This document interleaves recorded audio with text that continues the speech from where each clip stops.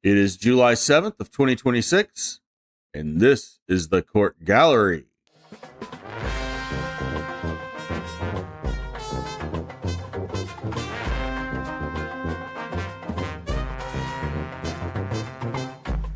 What happens when a defendant's life seems to unravel right in front of the judge? We start with a woman who is both highly intelligent and deeply in trouble, forcing the court to question her competency before her case can even begin. Then, we jump to a man whose frustration with the legal process boils over in the most ironic way possible, by allegedly committing a new crime against the courthouse itself. And we end with a defendant who decides the best legal strategy is to argue with everyone, even the judge, about what a plea offer actually is. From questionable life decisions to truly unbelievable excuses, you're not going to want to miss a minute of this one, ladies and gentlemen. And it all starts right now.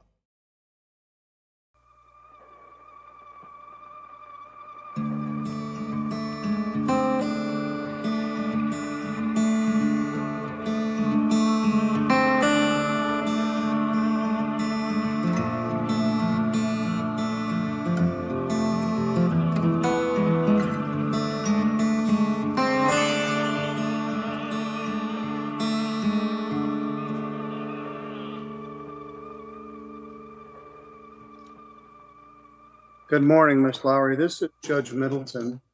I'm here at the courthouse with your lawyer, Jordan Hardin. Also present is Deborah Davis, County Prosecuting Attorney. Ms. Lowry, you've got 3 separate cases pending. Your lawyer, Ms. Hardin, and Prosecutor Davis have asked for an evaluation for your competency to make sure that you are capable of assisting your lawyer in your defense and that you're capable of understanding the nature of the charges against you. Ms. Lowry, how are you doing at the jail?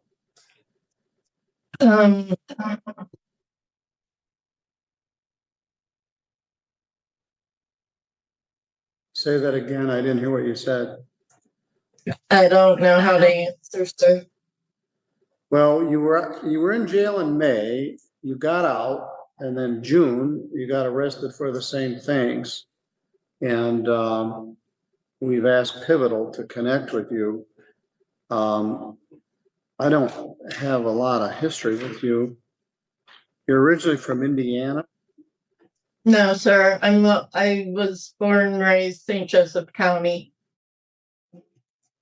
Where'd you go to school? 3 Rivers High School. I have an associate's degree from Glen Oaks Community College. I had a very bad divorce back in November, and I had child custody hearings happening at the same time, which gave a lot of confusion as to what was happening because I had been hospitalized in February at Battle Creek Behavioral Hospital. And that's why I was involved in a program through them. That's why charges of warrants of my arrest came to a surprise to me. And I reacted the way I did because I had no... Angela, I'm going to need you to stop talking. Right, well, Go back to the case. One of the issues, Ms. Lowry, and your lawyer's looking out for your interest. She doesn't want you to actually talk about the case. Well, I thought I was meeting my lawyer yesterday and would talk to her before this trial also, sir. All right, did she come to the jail to see you? No, sir. Not I saw her last last week. week. I saw her last week. I had been emailing Mr. Gabriel to see kind of how we move forward, and I hadn't heard from him. So I checked in with Miss Davis this morning. The fact that you have been undergoing mental health treatment is not a stain. People that need mental health treatment and get it are among the lucky few. So I appreciate that. You went for a stressful time in your life. these are odd kinds of offenses. This malicious use of a phone, destroying police property, resisting and obstructing police officers. They have to do with your state of mind at the time the crimes were committed.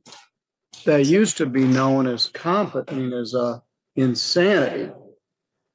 Now it's known as criminal responsibility. Competency is what's your state of mind today, now. Are you able to engage with your counsel? Are you able to understand the nature of the proceedings against you? And I have trouble making bail and I have money, so it's, this is why I want to speak. And I have trouble hearing with the echoes, which is why I had requested to my attorney that I be in person or her be with me, because I have trouble hearing through these systems. I can identify with that. It isn't the greatest. We didn't bring you up here because it's 95 degrees out. There's a little small holding facility that is inadequate. If I order you for a competency evaluation, you're going to be in jail for months and months, like 10 months. That's not my goal, sir. No, it probably isn't. It takes a long time.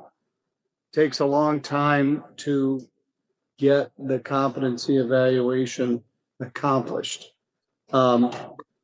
If you're found to be competent, we then proceed to the next stage of the proceedings. If you're found to be incompetent, then you have to go to the forensic center for treatment, and that can take a long time. Right now, in just discussing this case with you, you seem to understand what's going on. You understand me. You understand the nature of the charges against you. The fact that you've had mental health treatment isn't dispositive. Like I said, it's a good thing. I'm not comfortable signing the competency order with the record we've established here without more information. Maybe we can get some information from Pivotal. Now, I've not been able to because there's no releases signed. I've made the attempts last week. Ms. Lowry, would you sign a release so your lawyer can get your mental health records? Absolutely. I've been wanting to speak to my attorney. I have files that might even help her. I have not been able to see her since last Thursday, and I had expected to see her yesterday, or at least before this trial or hearing. Can I dismiss and get a different lawyer? You can hire than this one. that's been appointed to me, because I don't know that we've been communicating. And I'm not fully aware of my Well, rights. right now, you've got the lawyer that you have. You want to hire one of your own choosing, you can. Ms. Harden's going to come out and see you, and you're going to sign a release. So I'm going to continue the pre-EC to, I'll still be here next week. That would be July 7th. You may have some defenses regarding your state of mind at the time of the incident. But as for your competency today, I think my exchanges with you would lend me to think that you presently are competent. I don't want to wait 6 months for someone to tell me that same opinion. So we'll explore this further. I'm just also ignorant to law, Yes, which is why I need a lawyer. that's fair enough. All right, Ms. Lowry, I will see you next Tuesday morning at 8:30. All right, would you bring Ms. Lowry forward?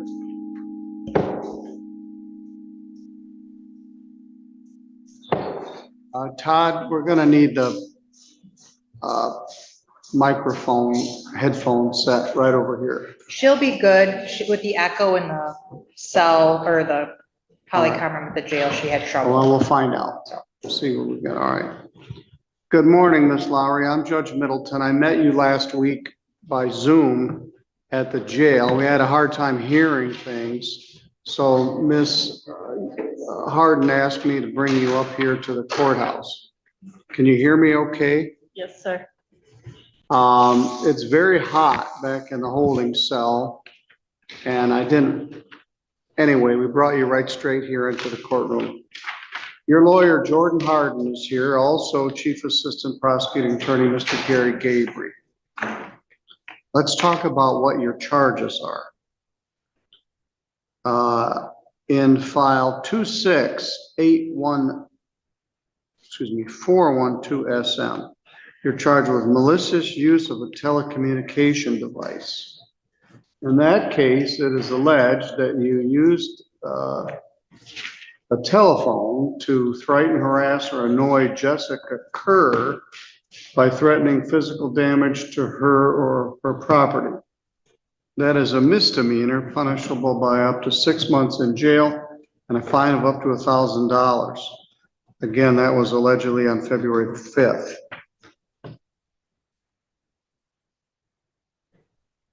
In file 26824 FY 824 FT.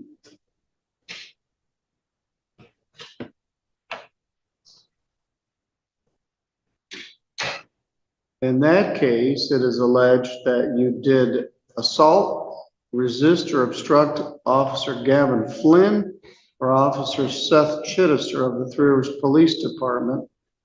In addition, Sergeant Matt Hanson of the White Pigeon Police Department. That happened in the city of Three Rivers.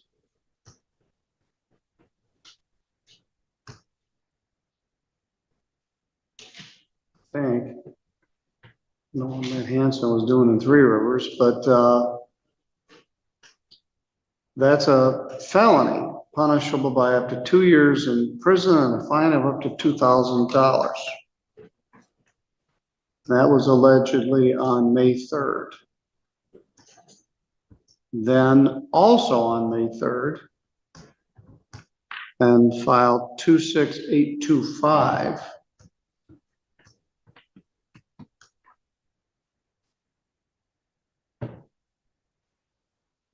you did allegedly destroy or injure a patrol vehicle owned by the Sheriff's Department and did resist or obstruct Officer Jason Van Dyken.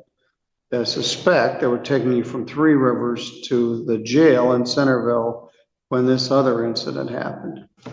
Malicious destruction of property, police property, is a felony punishable by up to 4 years in prison and a fine of up to $5,000.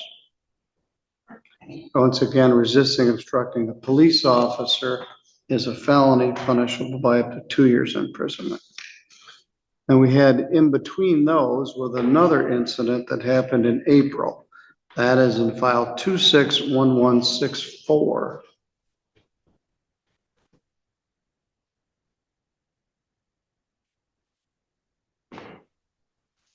It's alleged that, again, you did resist or obstruct Jason Van Dyken and Hunter Zinsmaster of the Sheriff's Department. Those are also felonies punishable by up to 4 years imprisonment. 2 years imprisonment. So you got 2, 3, 6 counts of resisting and obstructing a police officer, 1 count of malicious use of a telephone, and 1 count of malicious destruction of police property.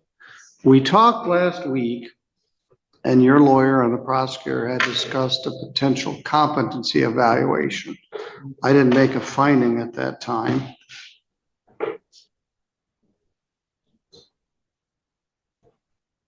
There was unclear, we didn't have a release for some of your medical records.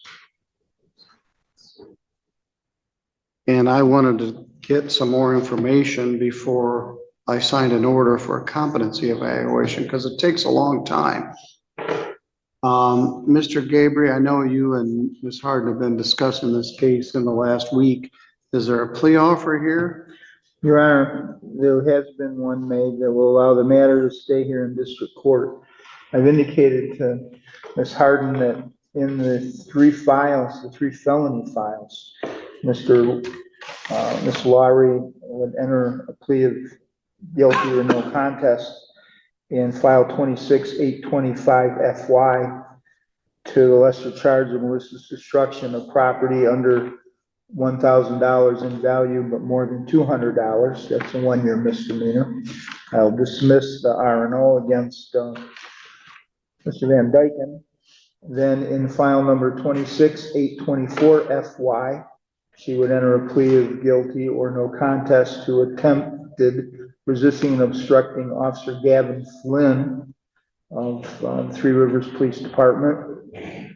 And then in the third felony file, which is file number 26-1164-FY, she would enter a plea of guilty or no contest to the attempted resisting and obstructing of Hunter Zinmaster with the Sheriff's Department. I wasn't really aware of the misdemeanor until that was brought to my attention this morning. And I just want to see if we haven't heard from a victim, so I would be willing to dismiss that count in its totality.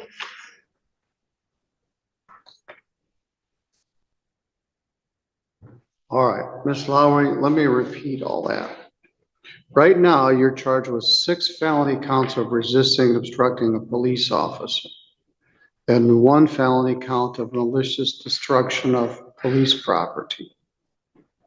The prosecutor is going to reduce the felony charge of police property destruction to a misdemeanor charge of just malicious destruction of property over $200, but less than $1,000. That's punishable by a fine of up to $1,000 or 3 times the value of the property destroyed, and it's punishable by a maximum of a year in jail. Of the 6 resisting obstructing charges, the prosecutor is dismissing all of them, and they're reducing 2 of them to misdemeanors. The May 3rd incident on Gavin Flynn of Three Rivers will be reduced to a misdemeanor attempting to resist or obstruct a police officer. That's punishable by up to a year in jail and a fine of up to $1,000. And then I think 1164.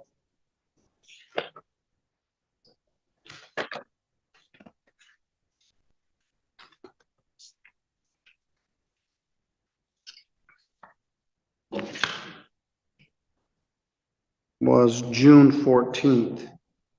And that would be 1 count on Hunter Zinmaster on June 14th.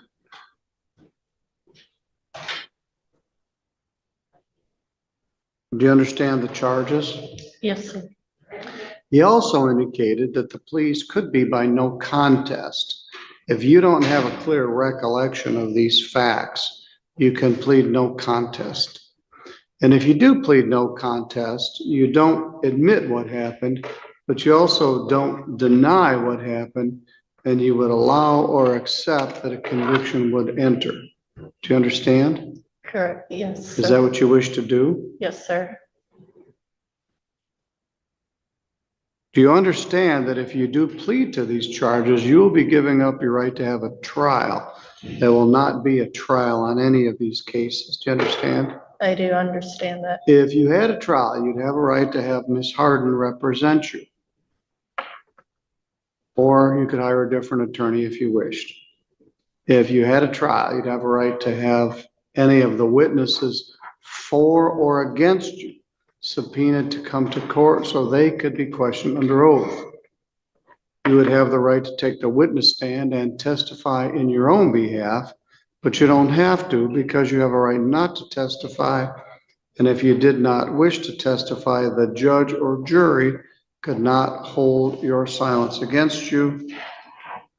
And you have the right to be presumed innocent unless the state was able to prove your guilt beyond a reasonable doubt. You understand? Yes, Your Honor. Do you have any memory of these incidents, or will this have to be by no contest? I have some recollection, but I do not wish to contest the charges. All right, well, let's go through these one by one. 26825.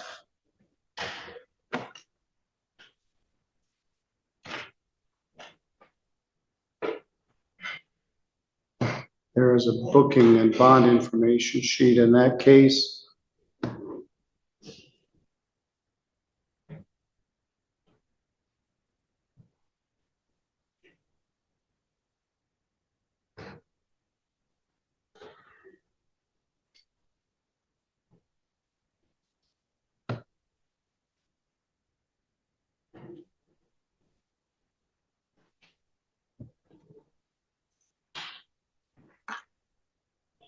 If the print was any smaller, I need a magnifying glass. They were in Michigan Avenue 131, a traffic stop, part of a drunk driving investigation. They could hear females screaming.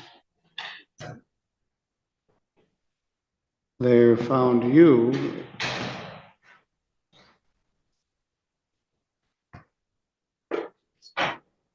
They were trying to secure Angela Louise Lawfrey in the rear of Officer Flynn's patrol vehicle.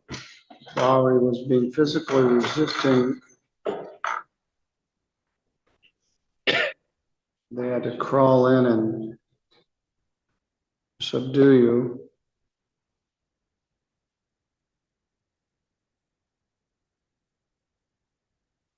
You kicked the window in the patrol vehicle and jammed your head and hands into the front of the vehicle. And then they had to physically restrain you. And it damaged the framework of the window inside the vehicle. That's sufficient for MDOP.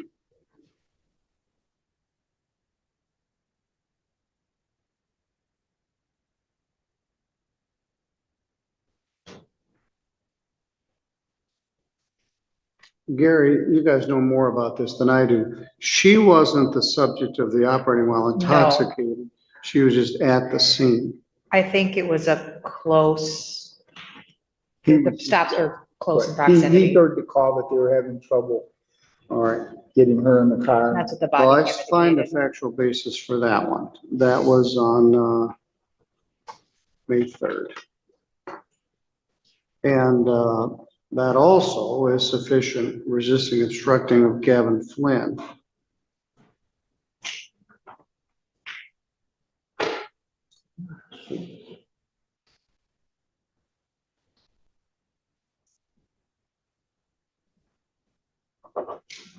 Both are contained in that bond form.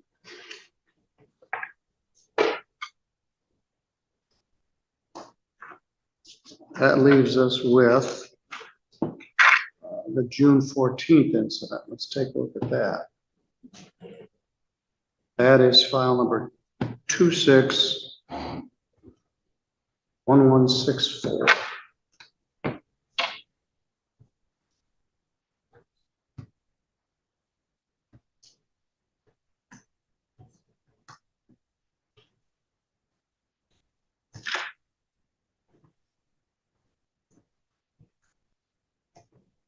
And that would be on Hunter Zinsmaster.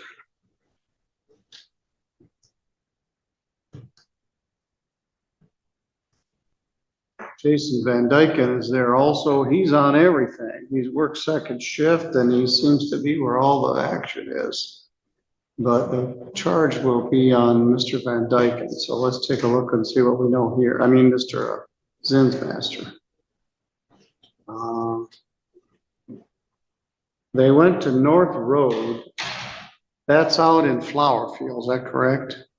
Pardon? Where 11544 North Road, that's a little street out in Flower Field? It's over by Quarry Lake Orchard, sir. Oh, yeah, you told me that. And I can't picture where it is. Fabius.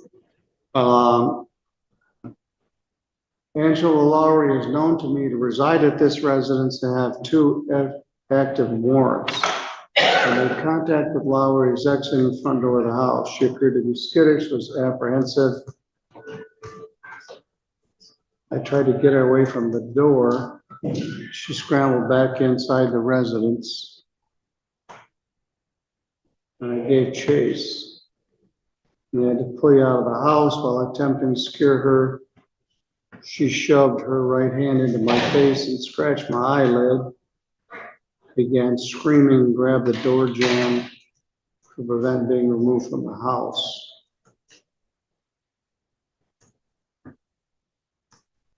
And then the struggle was on, they put you in the car. That's sufficient also.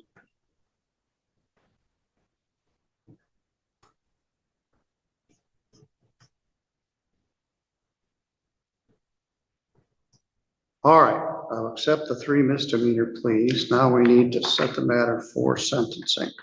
I will not, at this point, execute any of the competency evaluation orders. We are withdrawing that motion, Your Honor. All right. People agree? Yes, Your Honor.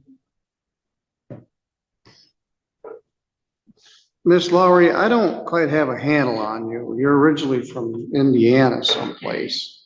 No, sir, was Well, you born. told me you went to 3 Rivers, but didn't you live in Valparaiso for a while?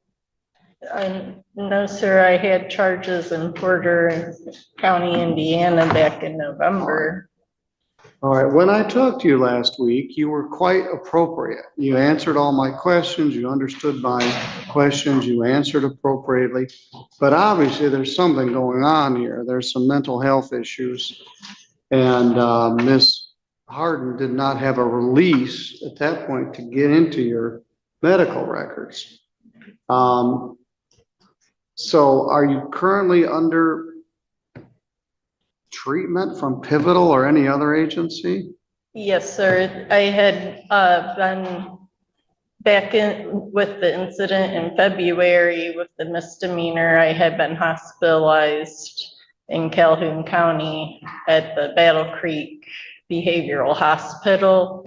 And I was undergoing a treatment plan that they had arranged. And I've been in contact with Lauren Frank. I spent quite a bit of time with Lauren yesterday as we went over some of the information from Pivotal, which I believe this is a case that warrants some kind of pre-sentence investigation report, Your Honor, so I would request that. Once that's been assigned, I can forward that information to probation. There are concerns. I don't think they rise to the level of competency, but it sounds as though there was previously an alternative treatment order that was not being complied with, and they're seeking a new one. ACT is looking to get involved. So there's lots of moving parts here. I think the pre-sentence would give us a better understanding so we can fashion a sanction that would best benefit Ms. Lawfrey. And I mentioned this when I talked to you last week. Competency has to do with your state of mind right now. Do you understand what's going on? Do you understand the nature of the charges, and can you assist? And you said something very astute. You said, I'm not ignorant. I'm just not an attorney, and I don't always understand the law. And that's why we have attorneys, to help people with the law. And just because you have had mental health problems in the past, and each one of these seems to have a mental health component, it doesn't mean that you're not competent right now to proceed. So that was why I was reluctant to sign the evaluation order. And it does appear that things are better. Are you on any medication right now? I'm on an anti-anxiety medication, Your Honor. That's where I wasn't aware of the charges in St. Joseph All right, but you're County. taking all your medication as prescribed? I do, sir.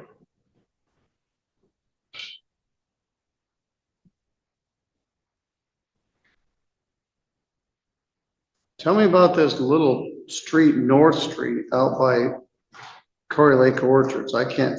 It's a private road. I grew up, it's my parents' residence from childhood that I grew up at. I went to Norton Elementary when I was a kid, and Is it the little road that runs down to Mud Lake. Mud Lake?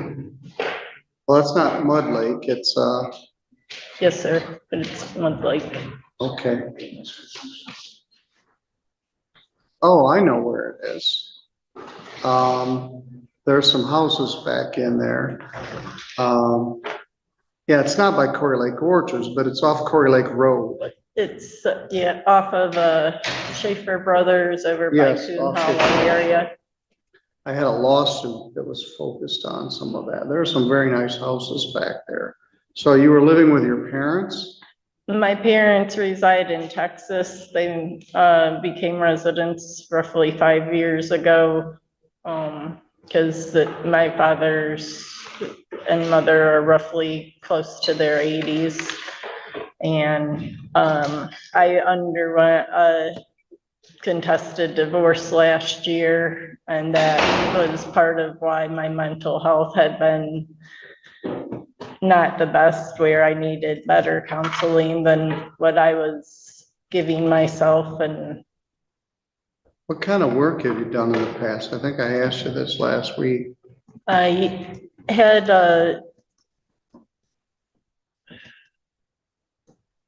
I've had trouble getting employment. My last job, I would say, like, I've mostly done DoorDash since I had gotten fired from my position at Glen Oaks. What'd you do at Glen Oaks? Well, for 3 months, I was an executive assistant to the HR department, marketing department, and business services department. Did you go to college? I did, sir. Where'd you go? I graduated from Glen Oaks Community College in 2011 with an associate's degree in business, with an accounting certificate and business management certificate.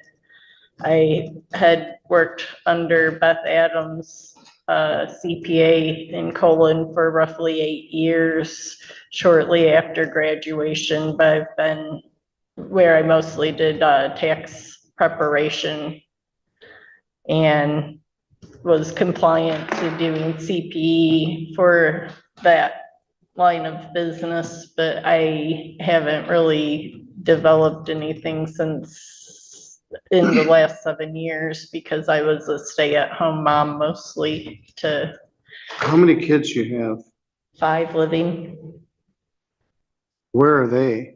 I have 2 adult sons that reside on their own, and then I have 3 daughters from my second marriage, from my divorce last year, who reside in Sturgis with their father.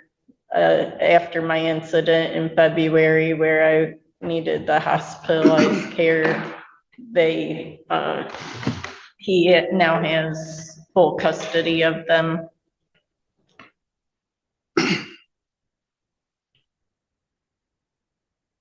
What was your maiden name? Thompson. Oh, yes, we talked about that. Larry Thompson was your dad. Yes, sir.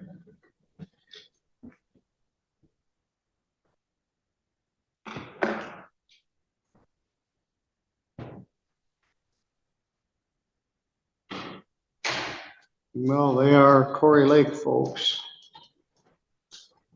All right, you seem quite bright and quite competent, but I gotta figure out what to do. I agree with Ms. Harden. We could benefit from a pre-sentence investigation report.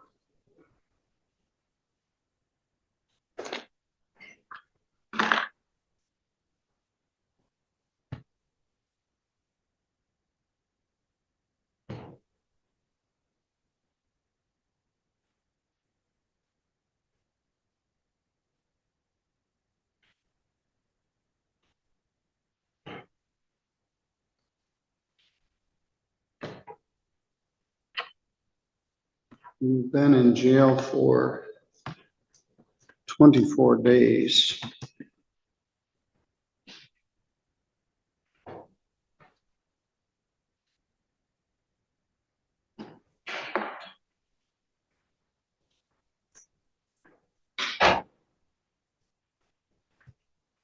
I'm not sure that this is a case that Your Honor is going to feel warrants additional jail time, but Ms. Lawfrey did ask me to bring up potential bond modification pending sentencing. She's concerned about getting some affairs in order in the event she's sentenced to a significant amount of jail time.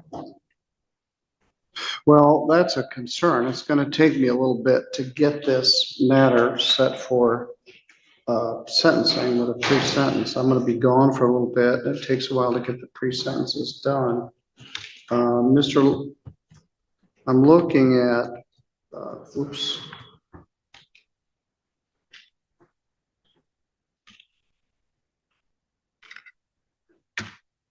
Monday, August 17th at 11. Does that work for you, Jordan? That works for me.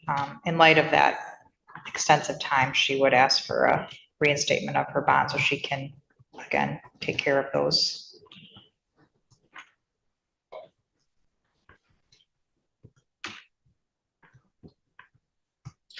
Mr. Gabriel, what's your thought regarding that? Your Honor, she sounds like she's got it together to me, and I don't think she's a risk to the public. I don't think she's a risk to flee. And as long as she stays on her medications, I have no problem with her being out on bond. And it sounds like Ms. Frank is working on getting something in place to help reinforce compliance with that. So just stress to Ms. Lawfrey that that could be considered a violation of bond. So to make sure you stay in touch with Pivotal and do what you need to do with them. So condition of your bond that you stay in treatment with Pivotal.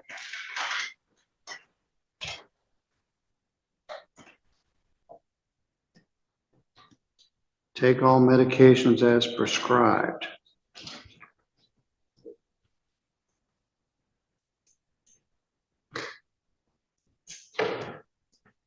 No drugs or alcohol.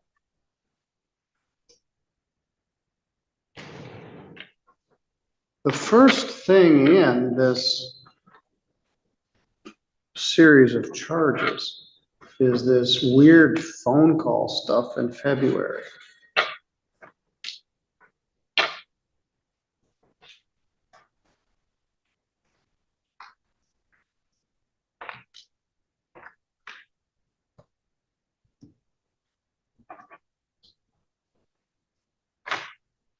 You called Andrew's school and had these weird threatening phone calls. And you were obviously in some sort of a manic state at that point. But it was upsetting to the school, obviously. And you'd been apparently calling these people at the school from October to February. And the poor receptionist at Andrews was the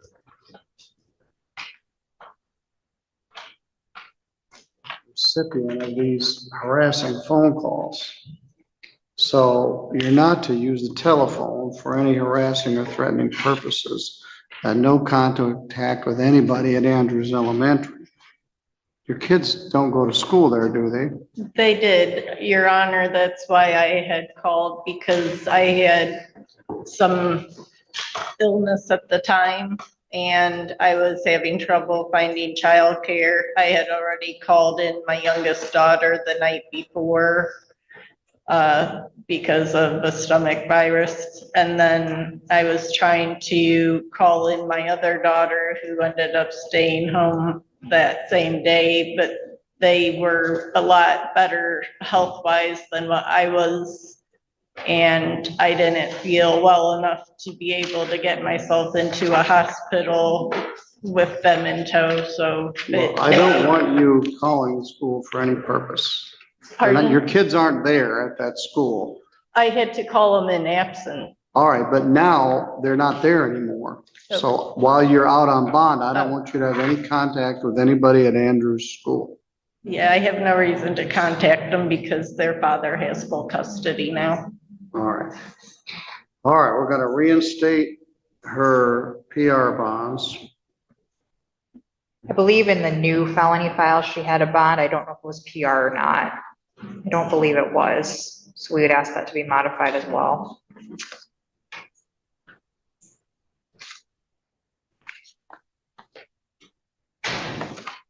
and set a PR bond, Thank you. $2,500 PR bond in 261164 FY. What I don't want is any more of this while you're out. This is dangerous for the police and dangerous for you. They're trying not to get hurt. They're also trying not to hurt you. The instinct is probably to just punch you right in the face and knock you out. You're screaming, yelling, fighting. They trying to just, it's like wrestling the eel. Get you in the car, you're kicking the stuff. It's dangerous for you and dangerous for them. So I want you to continue with Pivotal, and I want you to continue with all your medications as prescribed. You're going to need to contact the probation department. When you get out of jail, I want you to contact the court to make an appointment with your pre-sentence investigator to get more information. Sentence is set for August 17th at 11 a.m. Will somebody come pick you up from the jail? But I believe I can have that arranged, Your Honor. All right, well, I don't want you to walk out to Corey Lake.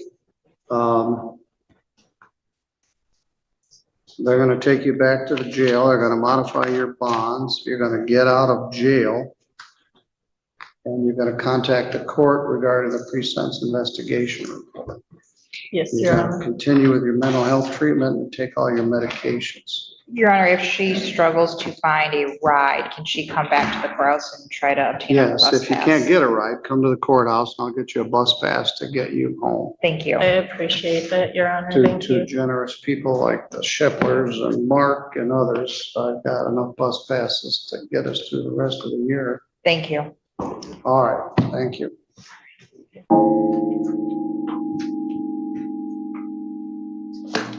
Is this Mr. Kozlowski? It is.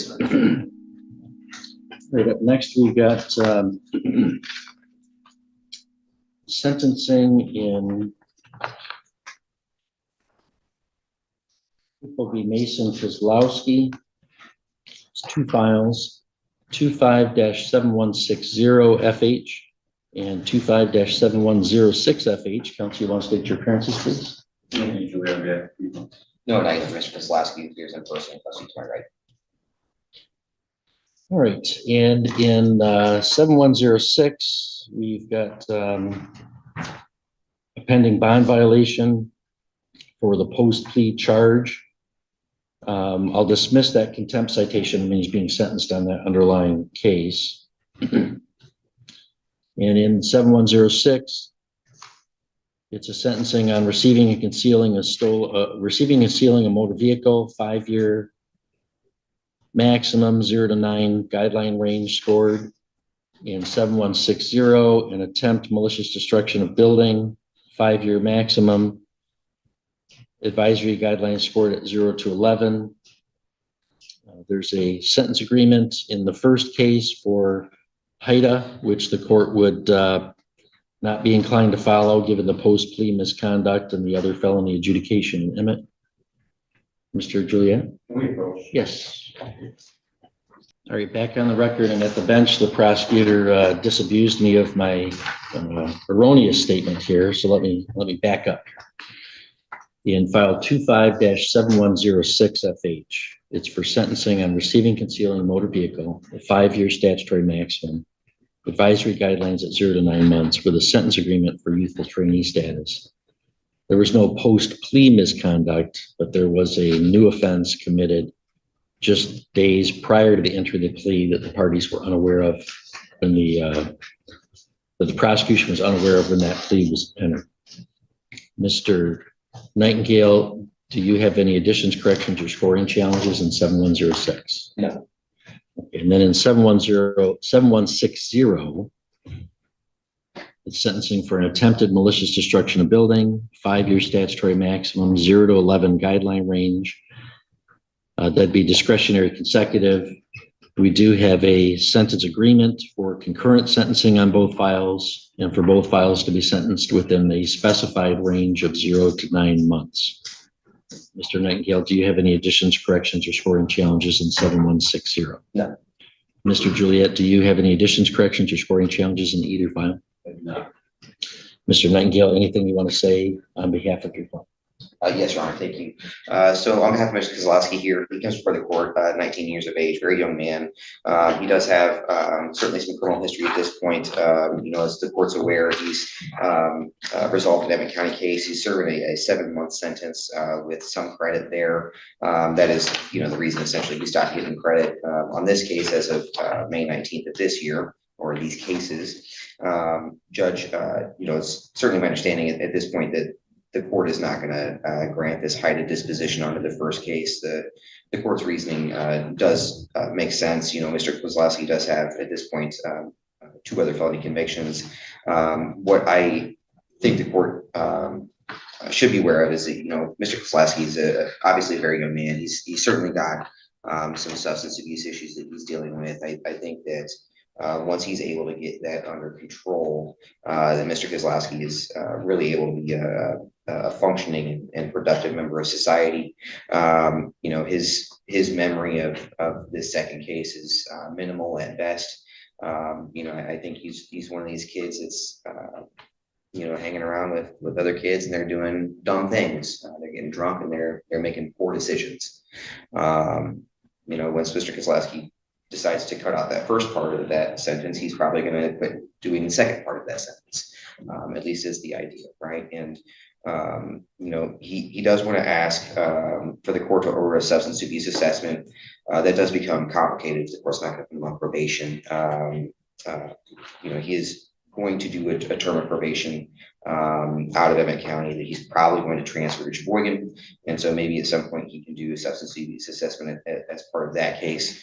Once he is released from custody, he does have employment lined up. He's got a place to go live with family members. He's got good support in the community. People that are going to support him in making positive decisions going forward. He does want to ask the courts for permission to do trustee or potentially work through in lieu of any sort of jail sentence. Mr.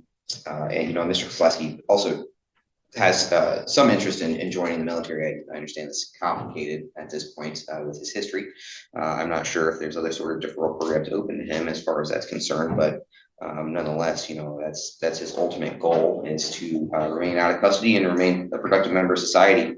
Judge, as I said, he's a very, very young man, and I think that he's got all the time to turn this around. He's serving a sentence at this point that's going to give him adequate time to sit and reflect upon what he's done and what his life is going to look like, if he doesn't make better decisions going forward.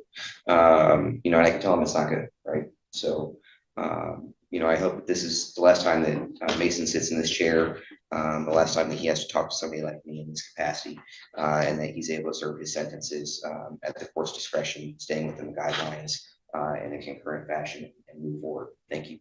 Okay, thank you. Mr. Kozlowski, you don't have to say anything today, but you're welcome to. Is there anything you want to tell me or no? Yeah, Your Honor. Let's go ahead and stand up.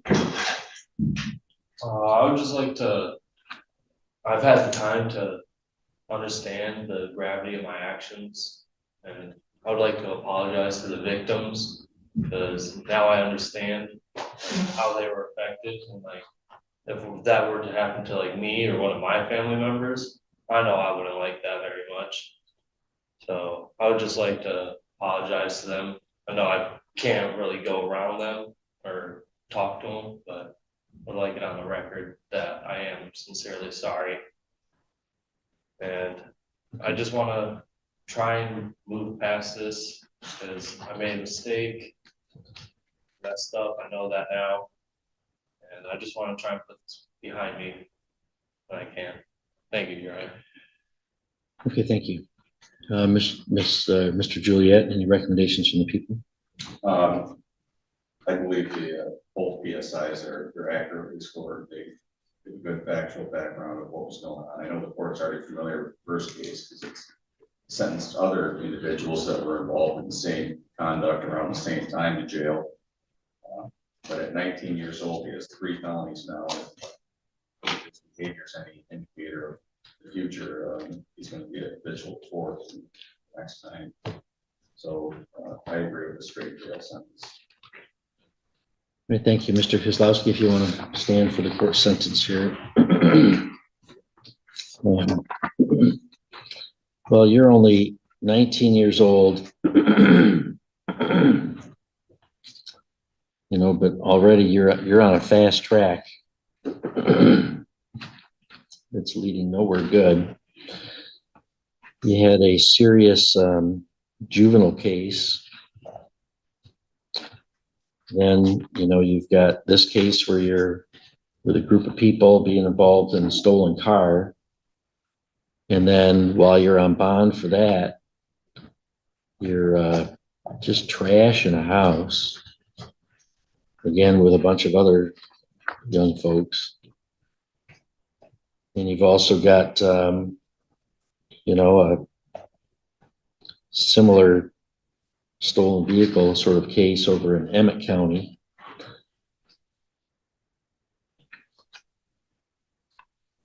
The Compass assessment of criminal risk behaviors scores you as a high risk for more crimes. So you're on probation in Emmett. So it makes sense to not sort of double dip, and we don't have to put you on supervision on these cases. You're on probation in Emmett County, and these cases don't have any longer tail. So there's really no deterrent reason to keep you on probation in these cases. So I agree that probation's not necessary in these cases since you're already on in Emmett. I'm not going to give you the youthful trainee status in the stolen vehicle case because of just your continued pattern of crimes and the fact you already have a felony conviction in Emmett anyway, so the HIDA has a limited value for you. These are discretionary consecutive because you committed this second felony while you're on bond for the first. I'm going to follow the plea agreement for concurrent sentencing. And I don't know. I mean, Mr. Kozlowski, you sound like you can be well-spoken when you want to be, like today. But, you know, when you want to be, you can be just wild out there with other people just doing crazy stuff. And with this Compass assessment of high risk, you know, I got to just assume you and I are going to see each other again someday soon, or you and Judge Deegan, and you're going to go to prison. That's almost certainly in the next 5-year window for you. Unless you make some serious changes to your life and decide that it's better to be not cool and free and to stop trying to impress people by stupid behaviors. If you got friends who are impressed by those stupid behaviors, then they're stupid friends. And some of them are here with you today. Maybe you need different friends. So, Mr. Kozlowski, even though these are intermediate sanction guidelines, I do think that there's reasonable grounds for incarceration as I've laid out here. So in file 7106, as I said, I'm going to dismiss the pending contempt. There's $68 in state costs, $130 in the crime victims assessment, $350 in court costs, $60 for DNA testing that you have to comply with, and I'll order you serve 9 months in jail with credit for 97 days previously served. In 7160, $68 state cost, $130 crime victims assessment. I'm not going to separately assess court costs in the second file. They're already assessed in 7106. There's restitution of $11,600 joint and several with the other co-defendants. Mr. Juliet, we may need some indication for the clerk's office of who those other co-defendants are or are going to be so that they can track. So there's no like double dipping or double charging of restitution. Understood. And I'm going to order that you serve 9 months jail, credit for 95 days served. And those two sentences will run concurrent. That's within the advisory guidelines. It's within the plea agreement as anticipated in the second file.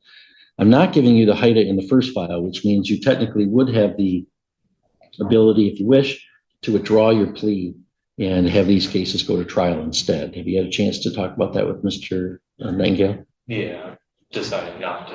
Okay. All right, so that's the sentence of the court. I'm also going to indicate on the judgment of sentence that, you know, I don't object to your participation in the CBT program in the jail, where you can get some credit if the jail determines you eligible. I'm not gonna preemptively say trustee, because I'm just not sure you're trustworthy enough for that. If the jail thinks otherwise and they request me to approve you for trustee, then I'll consider it at that time. All right, you can file an appeal if you wish to the Court of Appeals by application. If you want a lawyer, you have to ask me within 6 months. We're going to hand you a piece of paper in both files about those appeal rights. Ask you to initial one copy so we have a record to give to you. The other one's for you to fill out if you want to take an appeal. Do you have any questions for me, Mr. Kozlowski? No. Good luck to you.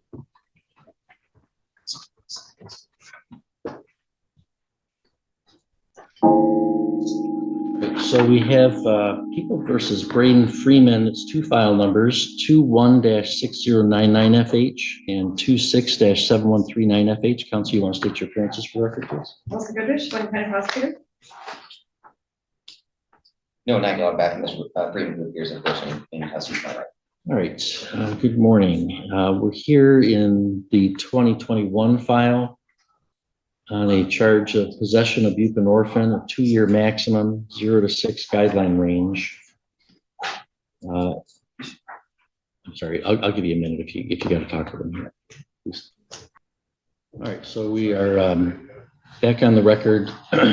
So in the 21-6099, it's possession of buprenorphine, a 2-year maximum, 0 to 6 guideline range. Any additions, corrections, or scoring challenges, Mr. Nightingale? No scoring challenges, Judge. Mr. Freeman has advised me that as to CFJ 284, page 1, the very last paragraph in which it indicates that this defendant failed to cooperate with the initial pre-sentence investigation and later failed to appear in court for sentencing. The first part of that sentence, he does dispute that he failed to cooperate. He does say that he was unaware that he needed to do a pre-sentence report.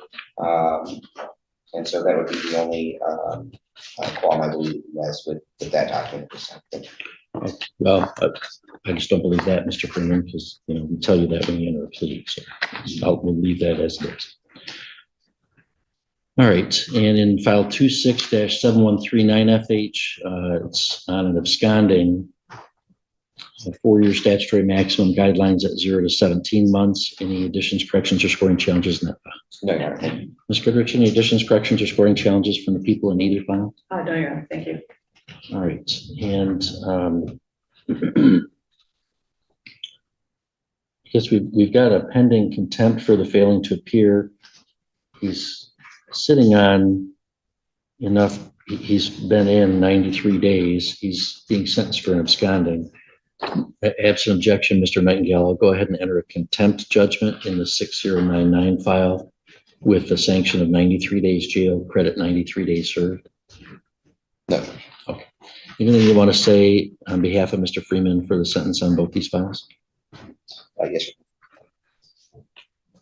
Thank you, Judge. So Mr. Freeman comes before the court, 24 years of age. He does have some other holds going on right now. He's, trying diligently, it sounds like, to get set for trial in those cases and having some difficulty in resolving them. I'm sure that the court does recall that Mr. Freeman did request an emergency furlough at some point as part of these cases to see his grandmother in the hospital. The court did, of course, deny that furlough, and he has remained in custody since he was picked up on these warrants. Judge, since he's been in,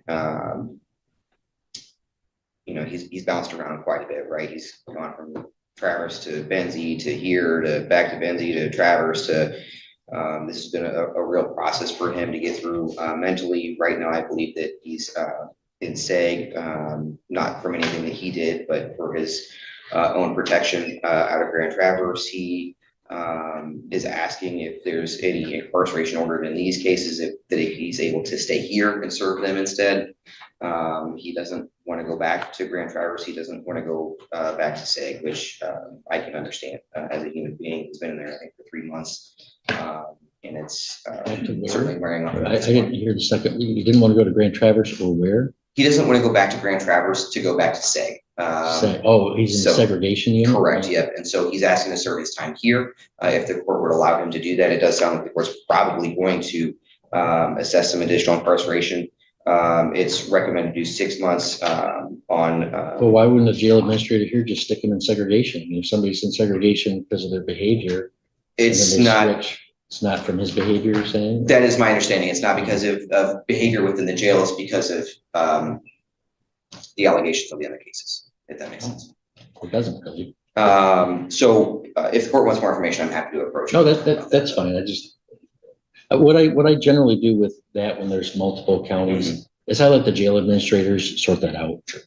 So if it works out best for the jail administrators to let them serve it here and they want to do that, I don't have any objection to that, but I'm not going to order one way or another.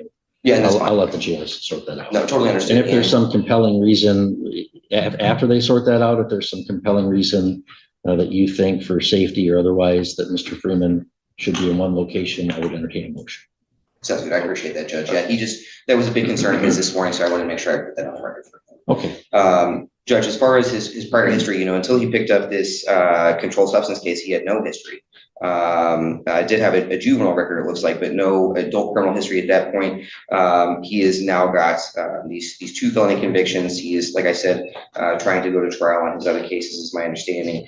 We're going to ask the court today to adopt the recommendations contained therein. He is, I don't think, probably a good candidate for probation at this point because of his other matters. And if there are convictions on those, he's certainly going to have mandatory probation after he's done with whatever term of incarceration he has. So not asking for any probation for these matters, just asking to accept the recommendations. If the court has no objection, hopefully the jail administrator will let him serve his time here. Thank you. Okay, thank you. Mr. Freeman, you don't have to make a statement today, but you're welcome to. Is there anything you want to tell me or no? Yeah. Okay, go ahead, Mr. Freeman. I would just like to say that I'm sorry for my actions and for dragging this out for so long and not getting it handled when I should have 5 years ago. That's all. Okay. Are you next? Mr. Goodrich, any recommendations from people? Oh, yes, Your Honor, thank you. We're here for 2 files on February 13th of 2020. The defendant had sold 2 pills of Suboxone to a confidential informant, and then he failed to appear for sentencing on July 13th of 2021. He was eventually located in Kentucky and extradited back to Michigan to face CSC charges in both Otsego and Grand Traverse counties.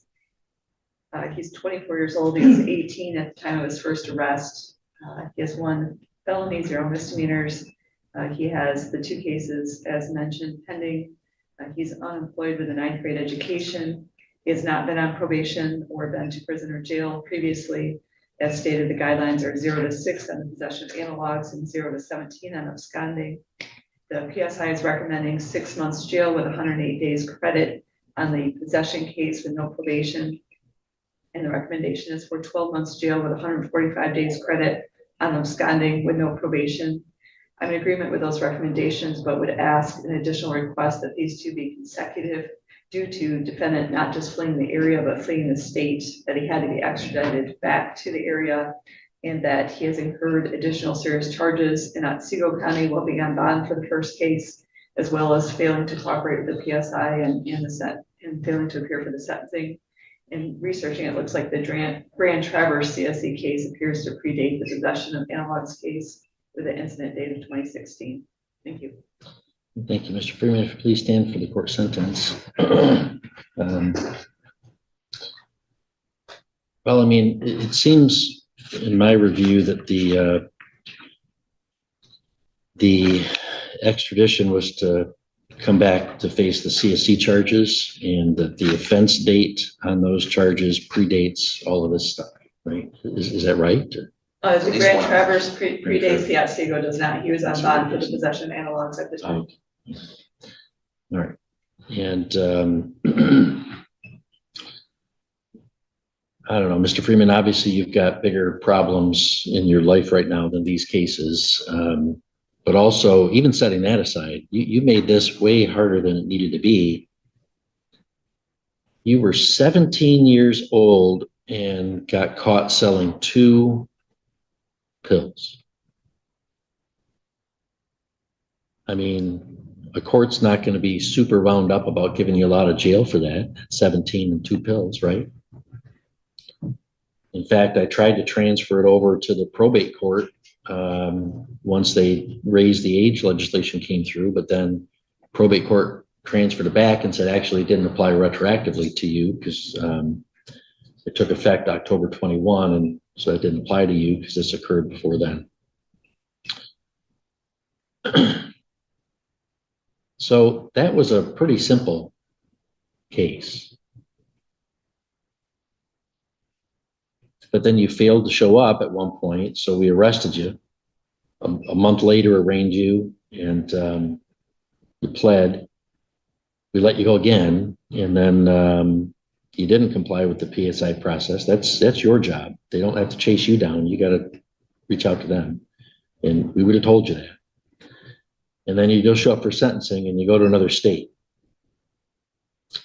So now you got an absconding charge. But I don't know. I mean,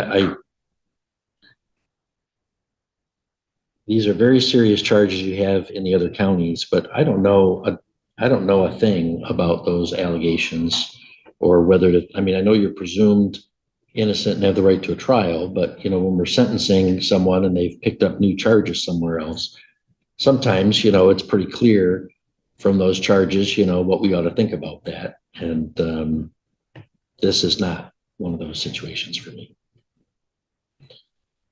So taking all those things into account, I've entered the contempt sentence for 93 days, credit for 93. In file 6099 at a range of 0 to 6 months. There's reasonable grounds for incarceration in that Mr. Freeman fled the jurisdiction of the court. I'll order that there's $68 in state cost, $130 in the crime victims assessment, $350 in court costs, $60 DNA testing fee and have to comply with that, and $40 in restitution for the buy money, and order jail for 6 months at the top end of those guidelines. And I think now we're at, by my calculation, 185 days credit. Would that be about right, Ms. Goodrich? Yes. So I'm going to order jail 6 months, credit 6 months. So time served and fines and costs in the 6099. You've done your 6 months on that. In 7139, the absconding, it's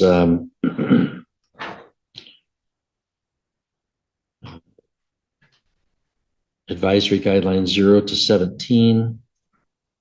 There's reasonable grounds for incarceration here in that you fled the jurisdiction while you had felony cases pending in both Sheboygan and looks like there was a case pending in another county when you fled as well. Is that right? The Otsego, it looked like. Mr. Nightingale, I thought that the Otsego case was pending when you went to Kentucky as well. I don't know if they had filed it yet. Okay. You maybe just knew of the investigation. I would assume that is correct. All right, so there, I think the fact that he fled to another state. The PSI Yeah. says that the matter in Otsego was found over the circuit court on 6/3/2021. He failed to show to our sentencing on 7/13. Yes, okay, yeah, I thought so. Okay, I thought that maybe it was,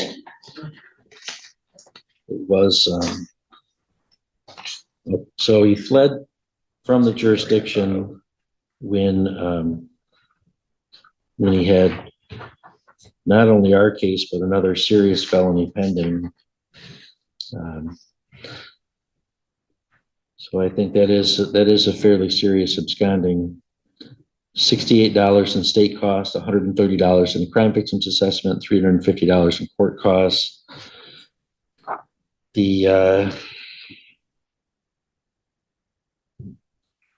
And in that file, I'm going to order that he serve 6 months in jail.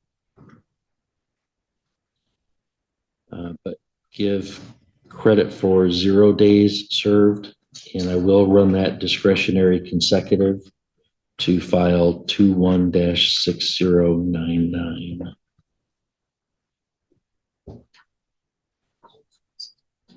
All right, so Mr. Freeman, what that means is you've served your time in the 6099, but there's some fines and costs you'll need to take care of. And in the absconding charge, you got 6 months to serve starting today. I'll let the jail administrators sort out where that is best to be served. If after they do that, you've got some compelling reason that we ought to intervene, your lawyer can file a motion.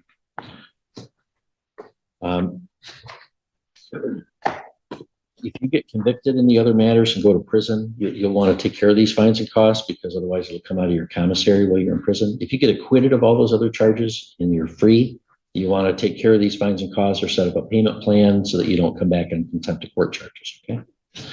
If you want to file an appeal in either case, you can do so by filing an application. If you want a lawyer, you have to ask me within 6 months. So we're going to hand you a piece of paper about your appeal rights in both cases. And ask you to initial one copy for us. The other one's for you to fill out if you want to take an appeal. Do you have any questions for me, sir? Nothing. Okay, good luck.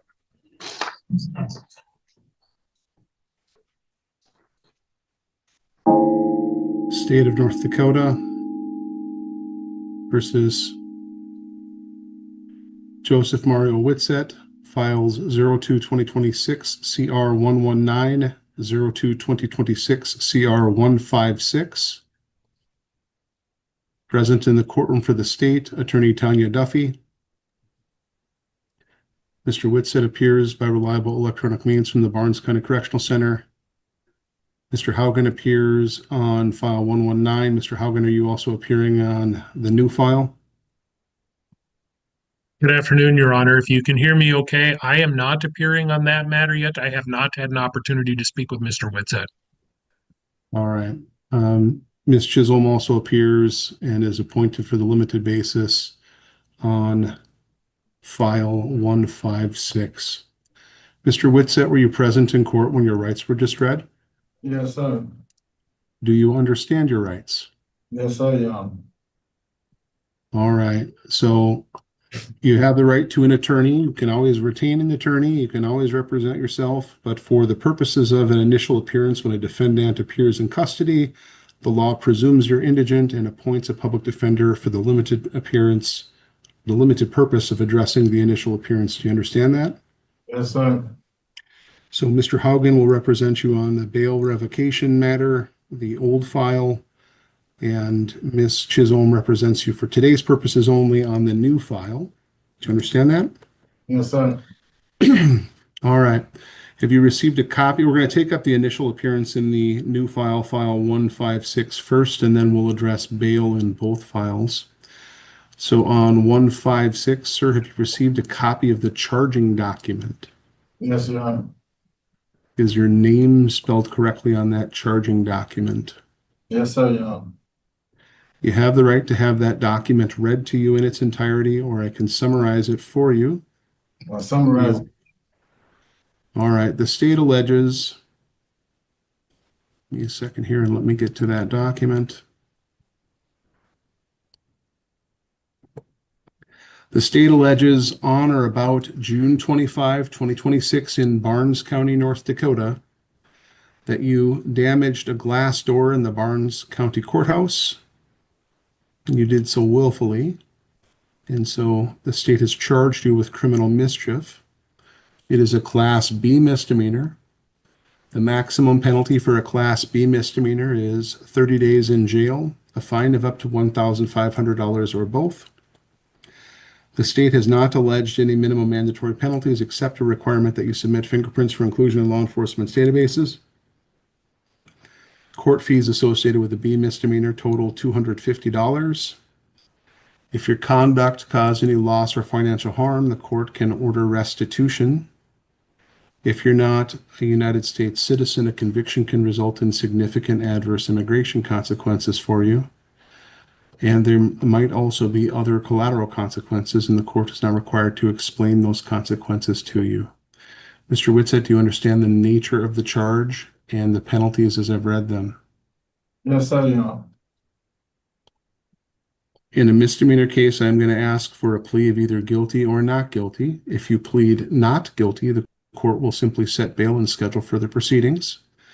If you decide to plead guilty, there won't be any trial of any kind. You'd be waiving all of the rights that were read to you before, and that case would likely be resolved today. Do you understand what happens if you plead guilty? No, sir. I want to know if this gonna affect my probation if I plead guilty or found guilty. So if you're on probation, any conviction is a violation of probation, and it might form the basis to revoke your probation on some other file.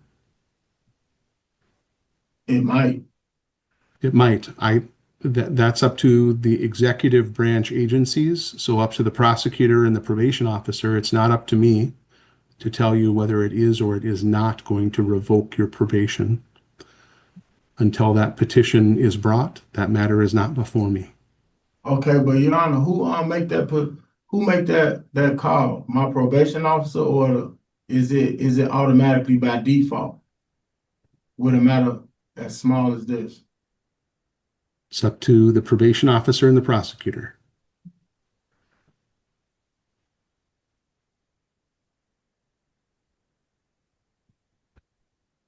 All right, I would like to plead not guilty.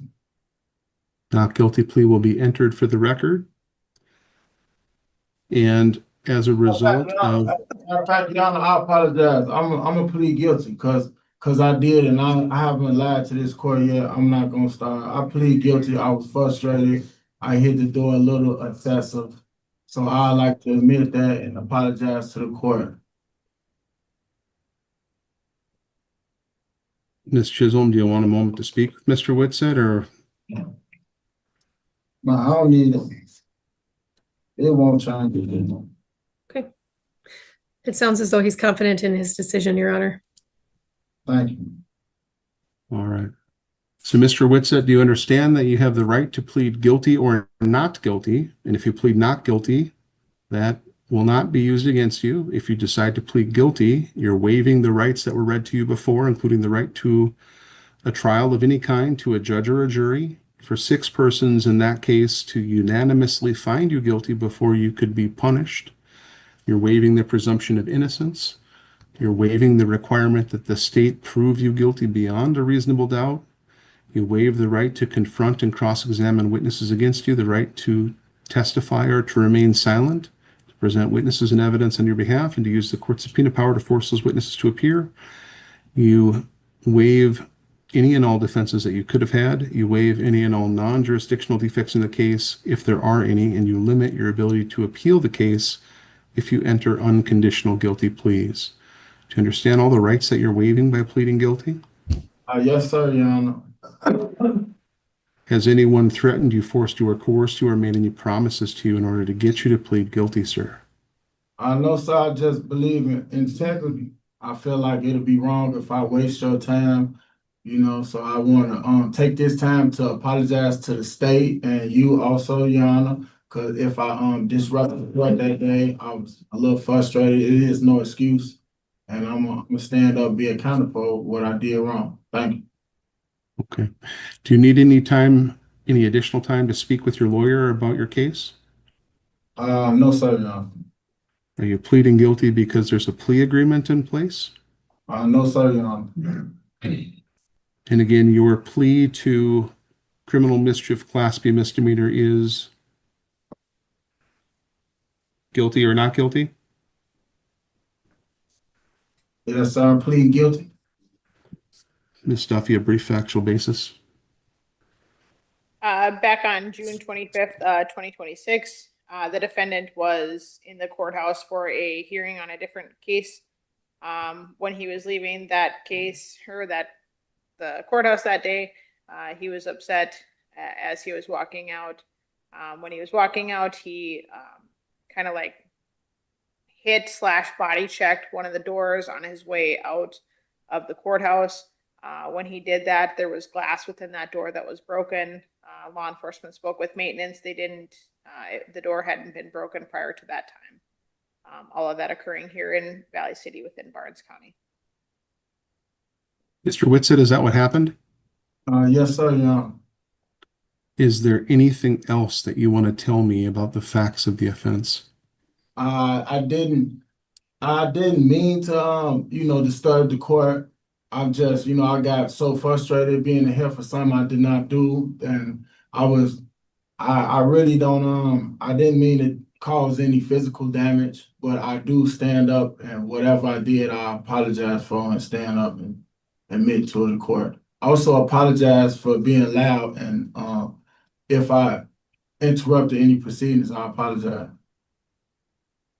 Mr. Whitsitt, I need to ask you this question. When you say that you didn't mean it, are you saying that you didn't intend for the consequence of the door being broken? Or are you saying that it was an accident and you didn't mean to bump into the door or punch the door or however the door was damaged?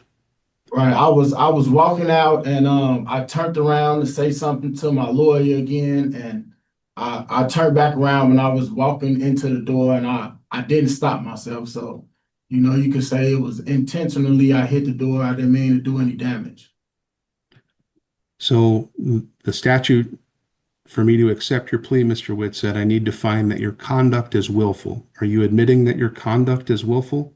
Yes, sir, Your Honor, I am. Okay. Anything else you want to add with respect to the factual basis, Ms. Duffy? No, Your Honor. Ms. Chisholm? No, Your Honor. All right. I'm going to accept Mr. Whitsitt's guilty plea. I find the same freely, knowingly, and voluntarily and intelligently enter. The court finds an adequate factual basis to support the plea. What is the state's sentencing recommendation? 30 days in jail, all suspended except for 1 day, credit for 1 day served. The standard $250 in court fees, 360 days of unsupervised probation on the condition that he pays court fees during that time, remains law-abiding, and pays restitution. I would ask the court to keep that open for 30 days. I have been in contact with maintenance. It's not just like a regular door you can go get from Menards. It's one of the courts or the courthouse's older doors. So it's not just as simple as just grabbing a new door and putting it in. So I would ask the court to keep restitution open for 30 days. And in that time, I will hopefully get an answer on a restitution number to fix the door. Credit? 1 day. All right. Thank you. Ms. Chisholm, your thoughts? Thank you, Your Honor. I would ask that the court consider sentencing Mr. Whitsitt to 1 day, credit for 1 day served. He has taken responsibility. He's been very candid here today.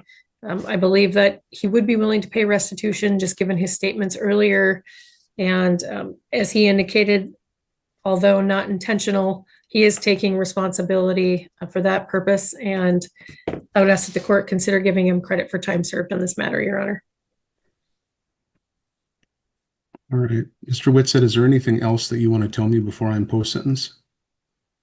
No, sir, Your Honor. I just thought it was a crack in the glass. I didn't think they said on the sheet. I didn't break the door. I just cracked the glass. That's correct. It's the glass that's cracked, but they can't just, I don't think they can just pull the glass out and put a new glass in, is my understanding. That's the kind of conundrum. But the wood part's not broke. It's the glass within the wood. Okay. Mr. Whitsitt, do you agree with that factual basis? That the glass is broken, not the wood part? Yes, sir, Your Honor. All right. And do you agree that you spent 1 day in jail on this matter? Yes, sir, Your Honor. All right. Well, court's considered the sentencing factors, and in light of other matters Mr. Whitsitt has going on, including the other matter the court called file 119, sentence is going to be as follows. And the only reason that I'm not doing a straight time sentence is the restitution issue. I ordinarily would do exactly what Ms. Chisholm is recommending, because I think that's appropriate. But with the outstanding restitution issue, the court is going to do the following: 30 days imposed, first serve 1 day in the custody of the Barnes County Sheriff. Balance of 29 days suspended for a period of 360 days. 360 days of unsupervised probation, conditioned upon the defendant remaining law-abiding and the defendant timely paying restitution. The court specifically reserves jurisdiction to determine restitution. The court reserves jurisdiction for 30 days, or if requested, until a hearing can be held on the matter of restitution. And by reserving restitution for 30 days, the court means the following. The parties can either file a stipulation to the restitution amount, and then an amended judgment reflecting restitution would be entered within 30 days. Or if the parties are unable to agree on restitution and a restitution claim is made, the state must file a motion and notice of motion within 30 days. If the state fails to file either a stipulation or a notice of motion and motion for restitution within that 30-day timeline, the court divests itself of jurisdiction.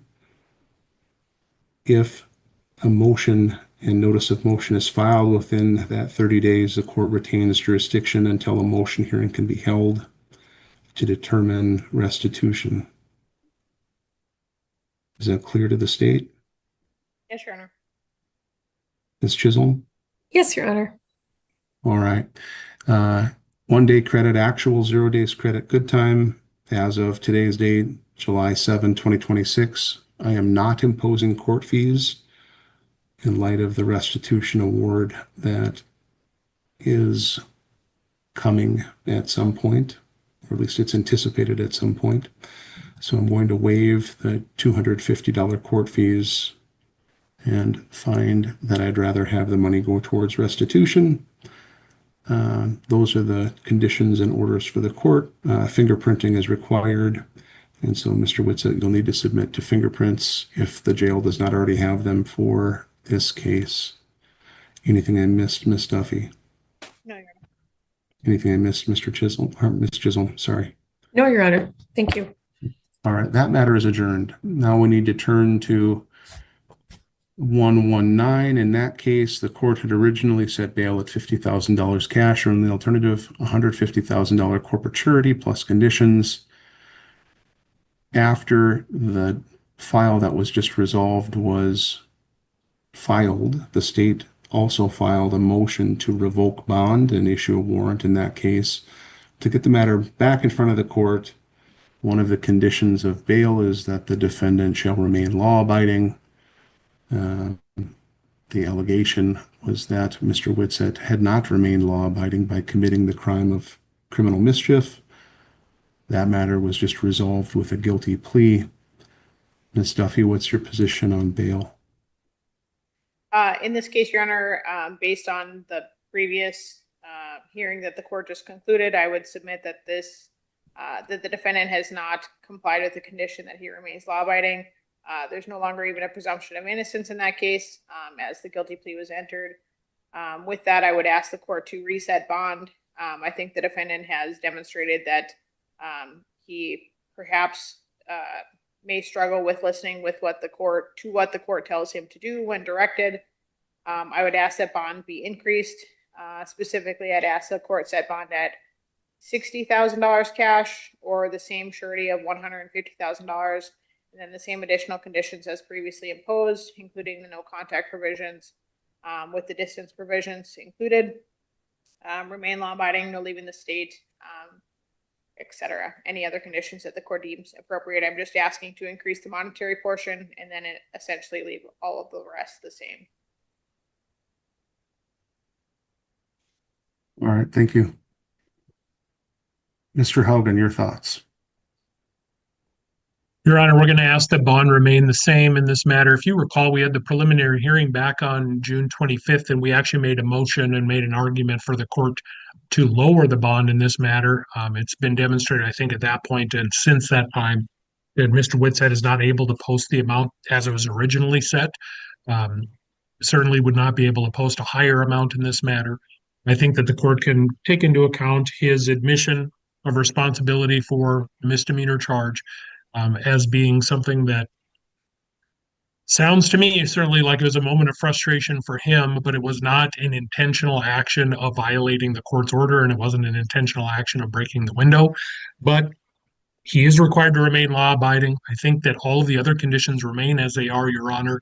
He has shown that he has been able to abide by those, but he has pled guilty to the offense. So, as it stands, Your Honor, he's not able to post the amount as it is. So, at this point, we would ask for it to remain because he's not able to post it anyway. But if the court feels that they need to change any of those additional conditions, just simply to reiterate that those types of actions have consequences, and they certainly can be reason for the court to change, modify, or increase bail in this matter.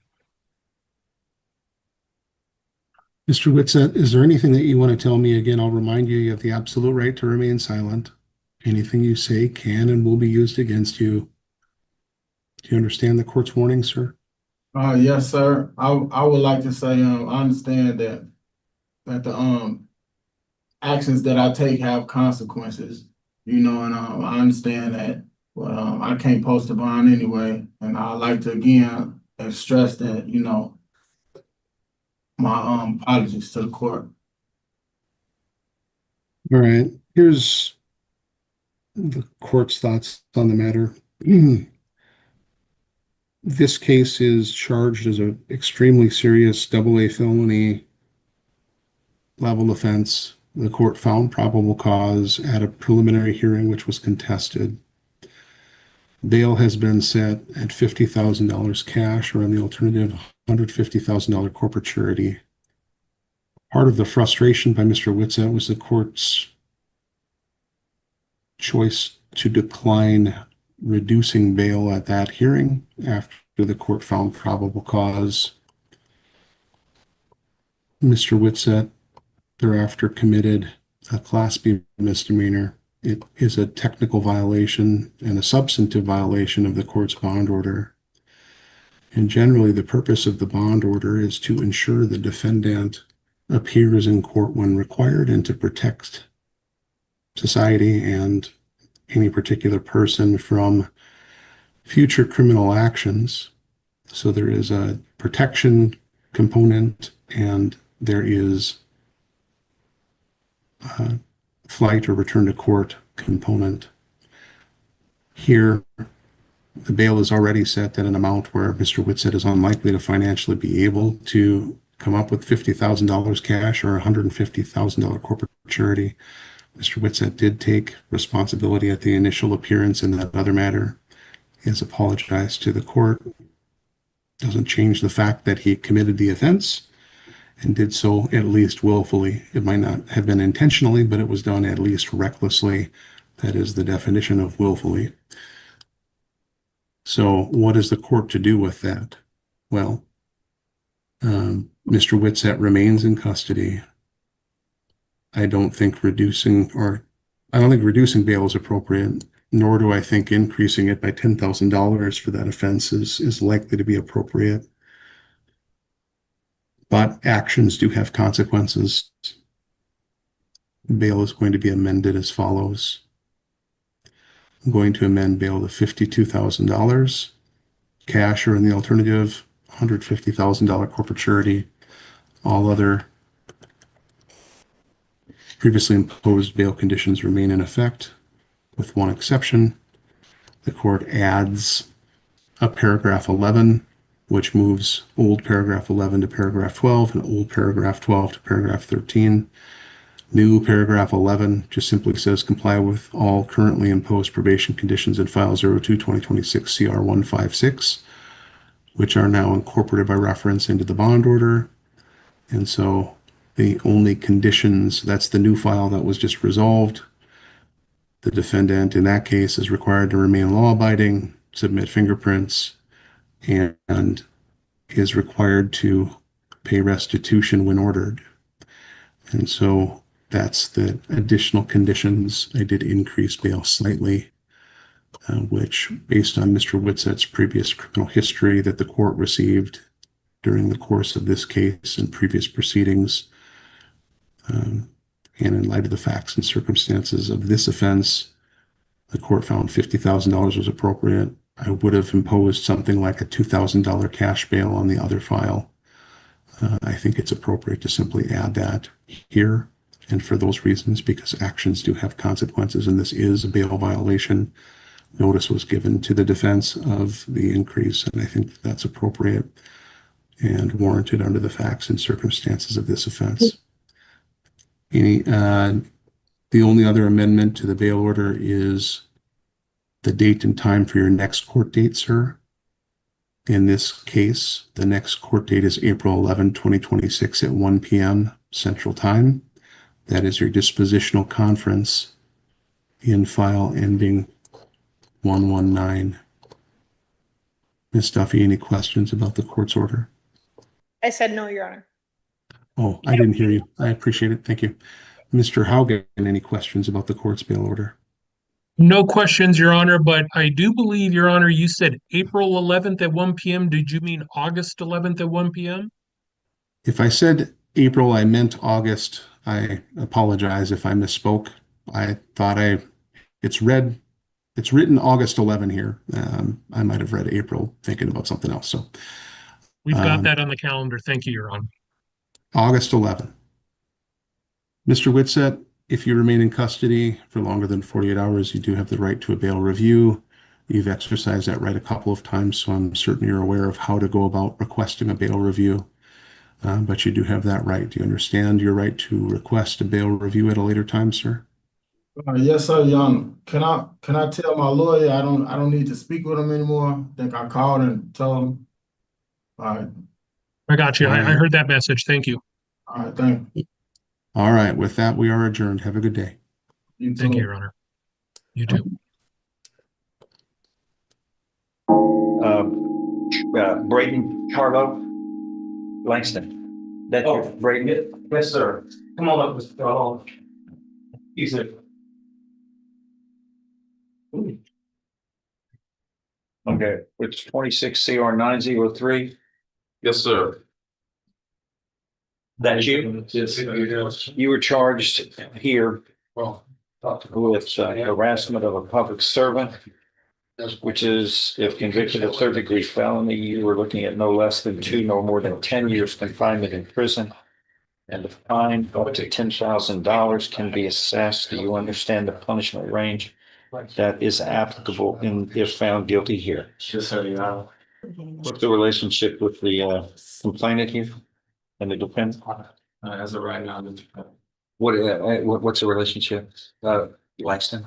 What is there? Oh, Was a police officer? it's a police officer. This is Harassment of a public harassment service. It's the It police. says the complainant additionally advised that The lady that was attempting to force entry into her residence by kicking the door in. she's not complaining at all. I think police officer saying he was spit. Upon arrival, officers observed the complainant, Caden Branch, There was no and Charlo in the front door. I mean, this probable cause talks about a complainant. right, but I'm Branch said that Charlo pulled a knife on her and wanted him removed for her property. right, but Then officers were investigating and he becomes uncooperative and begins to walk backwards. Officers grabbed a hold of him. He began to physically arrest. Then he was handcuffed and let's see, turned in the direction of officer and spat on her while a search was going to be conducted in front of the police vehicle. He caused someone he knew to be a public servant to come in contact with saliva while the public servant was lawfully discharging an official duty. Also, apparently the defendant grabbed Caden Branch by the shirt and tried to kill her while having a knife in his hand.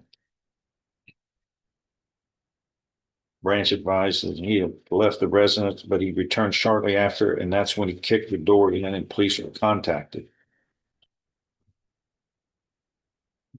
Branch wanted to pursue criminal charges.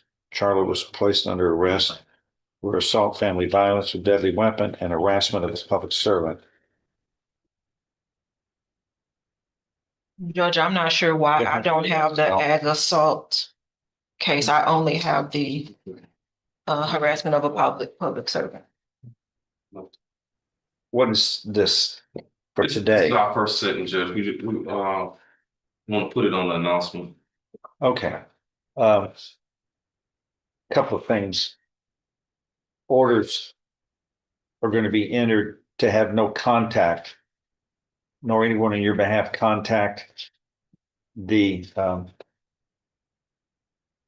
complainant, who is the officer, nor the person,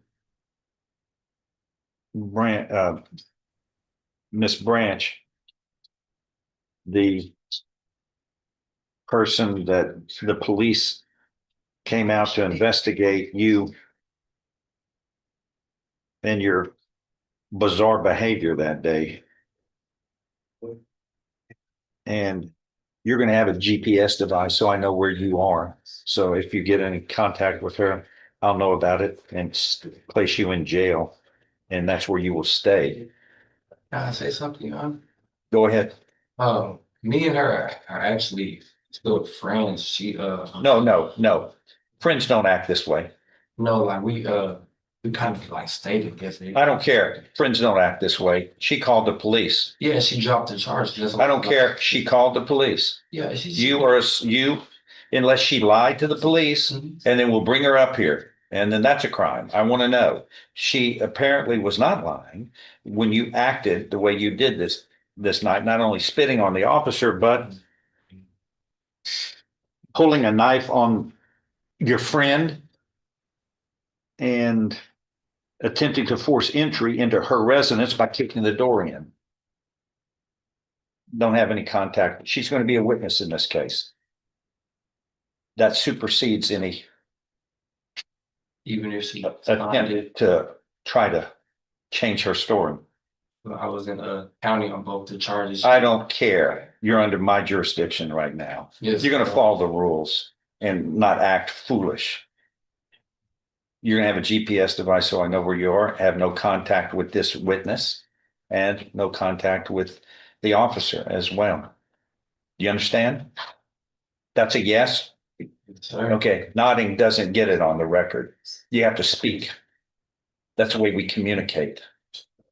You understand? Yes, sir. Your problem is you're not following the rules. You're looking at up to 10 years in prison. Does that bother you? Does that worry you at all? Yes. It should. It should. All right, what's my next event? Announcement? Yes, sir. You have 48 hours to get the GPS device.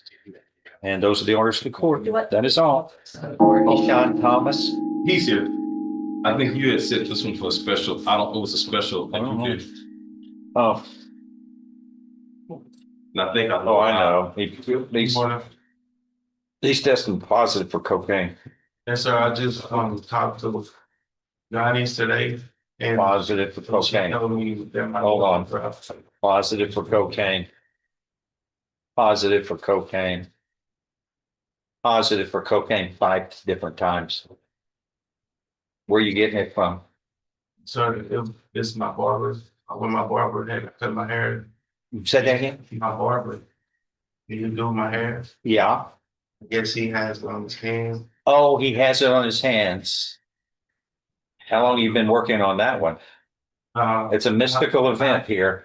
Oh, sorry. We've got you really think that hadn't been tried before? And if that worked, don't you think everybody would pull that one? Oh, I get it from my barber. Who is your barber that has cocaine? What's his name? His name's Steven. What's his last name? It's your barber. What's his name? Steven Giles. Okay. So where's he getting the cocaine from if it's coming from him? Do you know? No, sir. Well, how do you know he's got the cocaine? I just seen You just first name you could think of to blame? I seen it on his hand. I seen it on his hands the last time.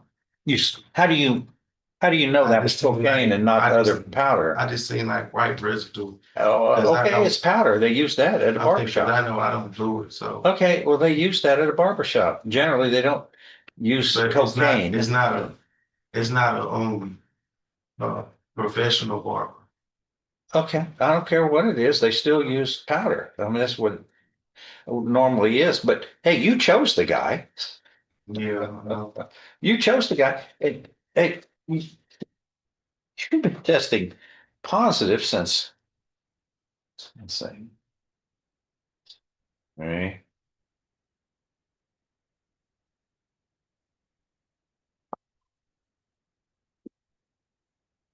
About every 2 weeks, you're testing positive. How often are you going to the barber? You're going to the barber every 2 weeks? Yes. Yeah. Okay. Nonetheless, this is all. I talked to Giants too the last time, and she said it might. What's his bond right now? You heard me, sir? I heard you. Did you hear me? Yes. What's his bond? You don't run things here. You're charged with a serious crime. You're looking at 2 years in prison, and you've tested 5 times for felony offenses.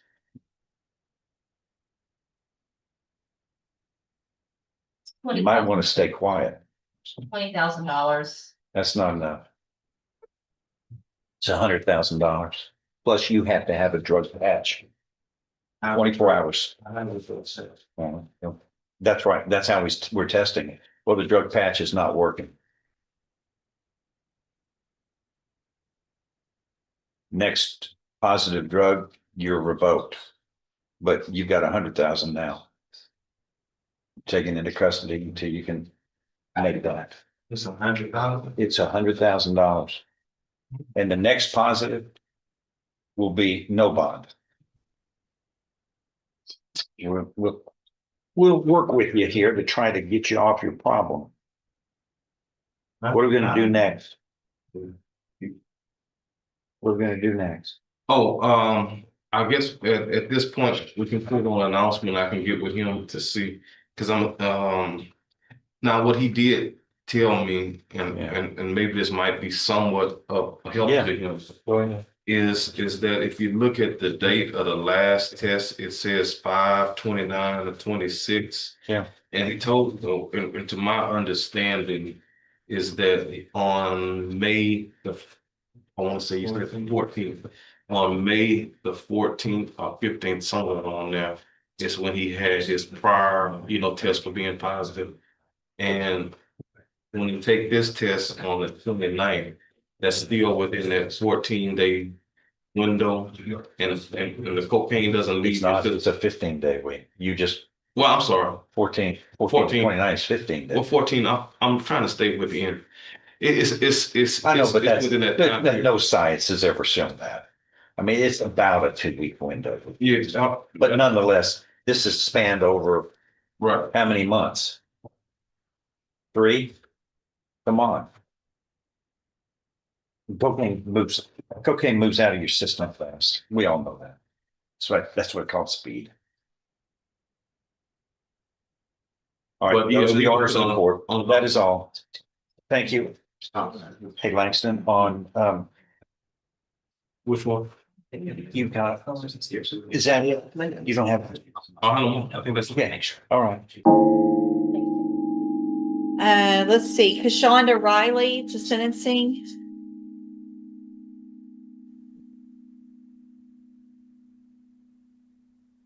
Right, ma'am, are you Kashonda Riley? Yes, ma'am. And so we've got 3 cases here for sentencing. Clause number 24, DCCR 1778 is a motion to revoke probation. Ms. Riley is on probation for theft of property with previous convictions. Entered pleas of true in that case.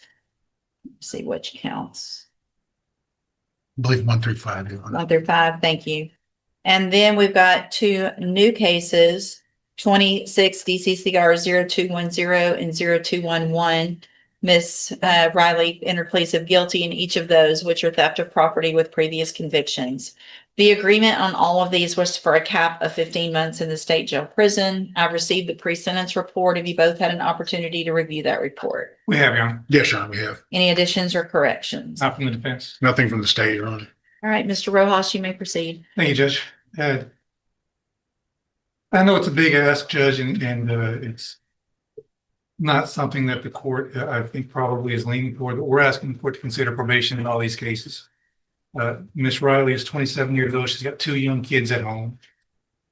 As you can see from the PSI, most of her previous offenses are theft or some type of deception cases. And certainly she's old enough to know better.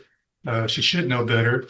I think if you look closer at her background, it's a situation where she never really had a chance to get any kind of direction in her life. She was placed in the CPS custody when she was 3 months old. I think she lived with her aunt until she was 14. I think all that time, and most of that time, her mother was in prison.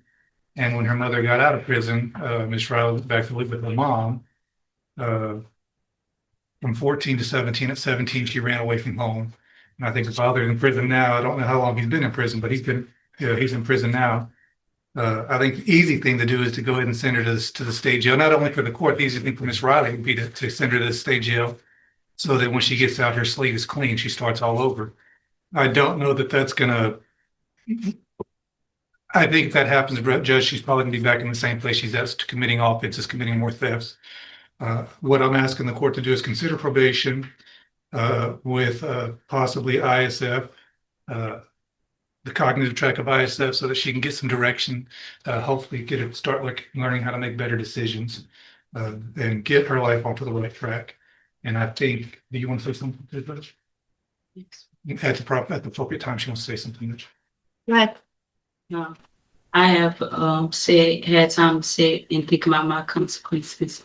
I wanted to I have talked to my aunt that I was staying with at first. She said that I could come back to stay with me and my two children.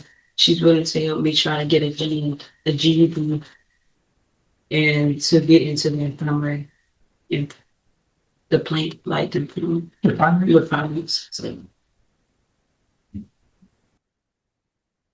All right, Mr. Nichols. Judge, I think the 15 months is appropriate in this case. Her misdemeanor history is incredibly extensive, lots of thefts, lots of probations that have been revoked. And if you follow the timeline, it's for committing thefts while on those probations, which is what she did here.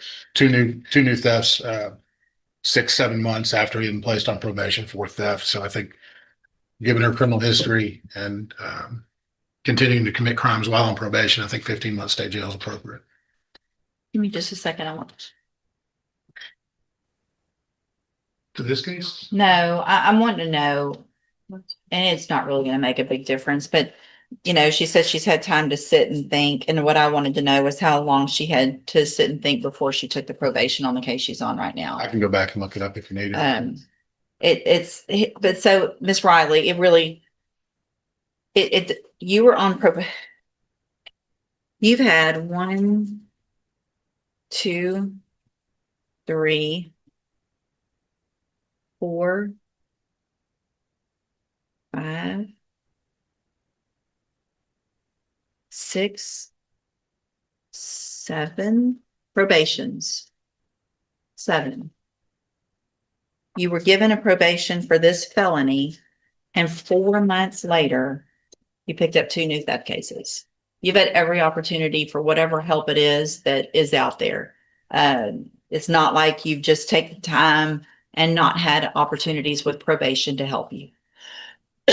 And so at this time in cause number 24 DC, excuse me, 24 DCCR 1778, I'm going to find that you entered your pleas of true, freely, and voluntarily. Find those counts true. Find sufficient evidence to find you guilty, and at this time find you guilty of theft of property. Sentence you to a term of 15 months in the state jail prison. You will receive credit on that sentence for any time that you've been in custody that the law gives you the right to receive. Cause number 26 DCCR 0210. find that you pled guilty freely and voluntarily, find sufficient evidence to find you guilty, and at this time find you guilty of theft of property, sentence you to a term of 15 months in the state jail prison. You will also receive credit on that sentence for any time that you've been in custody that the law gives you the right to receive. And then finally, in clause number 26, DCCR 0211, find sufficient evidence to find you guilty of theft of property, find you guilty of that offense, sentence you to a term of 15 months in the state jail prison. You will receive credit on that sentence for any time that you've been in custody that the law gives you the right to receive. These cases will run concurrently, which means together at the same time. I'm handing you the trial court certifications in each of those cases that shows that these were agreements that I followed, so you waived your right to appeal. I also handed you a written admonishment regarding your ineligibility to possess a firearm or ammunition. Because of the judgment entered against you, you're ineligible under Texas law to possess a firearm. Possession of a firearm or ammunition could lead to charges against you. If you have any questions about the laws that make you ineligible to possess a firearm or ammunition, or about how long that lasts, you can talk with Mr. Rojas. There's a real easy way for you to stop being incarcerated, and that's to stop stealing. You can't expect to keep doing the same thing and not have more harsh consequences. And so you need to understand that when you get out of state jail, if you do this again, it's going to get worse every single time. So if you want to be there for your kids and break the cycle, then that's going to be up to you to break that cycle. All right. Back with the bailiff. Justice Larzo. Good morning. Are you Justice Larzo? Yes. And Mr. Larzo, in clause number 26, DCCR 0770, you're charged with the third-degree felony offense of obstruction or retaliation from March 8th of 2026. Your indictment alleges that you were previously convicted of assault on a peace officer and assault on a public servant on October 12th of 2023, both of those cases on the same day, which means if you go to trial and are found guilty in these cases, or this case, and those prior offenses are true, that means you would be considered a second-degree felony for punishment, which is between 2 years up to 20 years in prison. Do you understand all of that? You can repeat that for me? What part of it do you not understand? The first part, What you're charged with? the part where you said. So here's the thing. You're charged with obstruction or retaliation. Correct. The offense date is March 8th of 2026. Correct. And that's a third-degree felony. Correct. The indictment also shows me that you were already convicted of 2 other felonies on the same day. What that means is if those are true, or at least one of them is true, it would enhance your punishment in this case to a second-degree felony, which means if you go to trial, you're found guilty, the range of punishment is between 2 years and up to 20 years instead of 2 to 10. Do you understand? Sure. What it says is if you convicted, if you catch the case, 2 of the cases at the same time, then that would be consist of the enhancements. If you put both of those charges at the same time, I didn't catch those charges at the same time, even though I was convicted at the same time because they ran a CC. Here's the thing. It only matters on one of them, right? Because the fact that they were run CC is what makes this enhanced by 1 instead of turning it into a habitual. So I'm only counting it like it's 1, right? So let's just assume you have 1 prior conviction. It doesn't matter if you have 1 or 2 or 14 from the same day, the same conviction day. It only will enhance this 1 level, which means from a third degree to a second degree, just like I said. Make sense?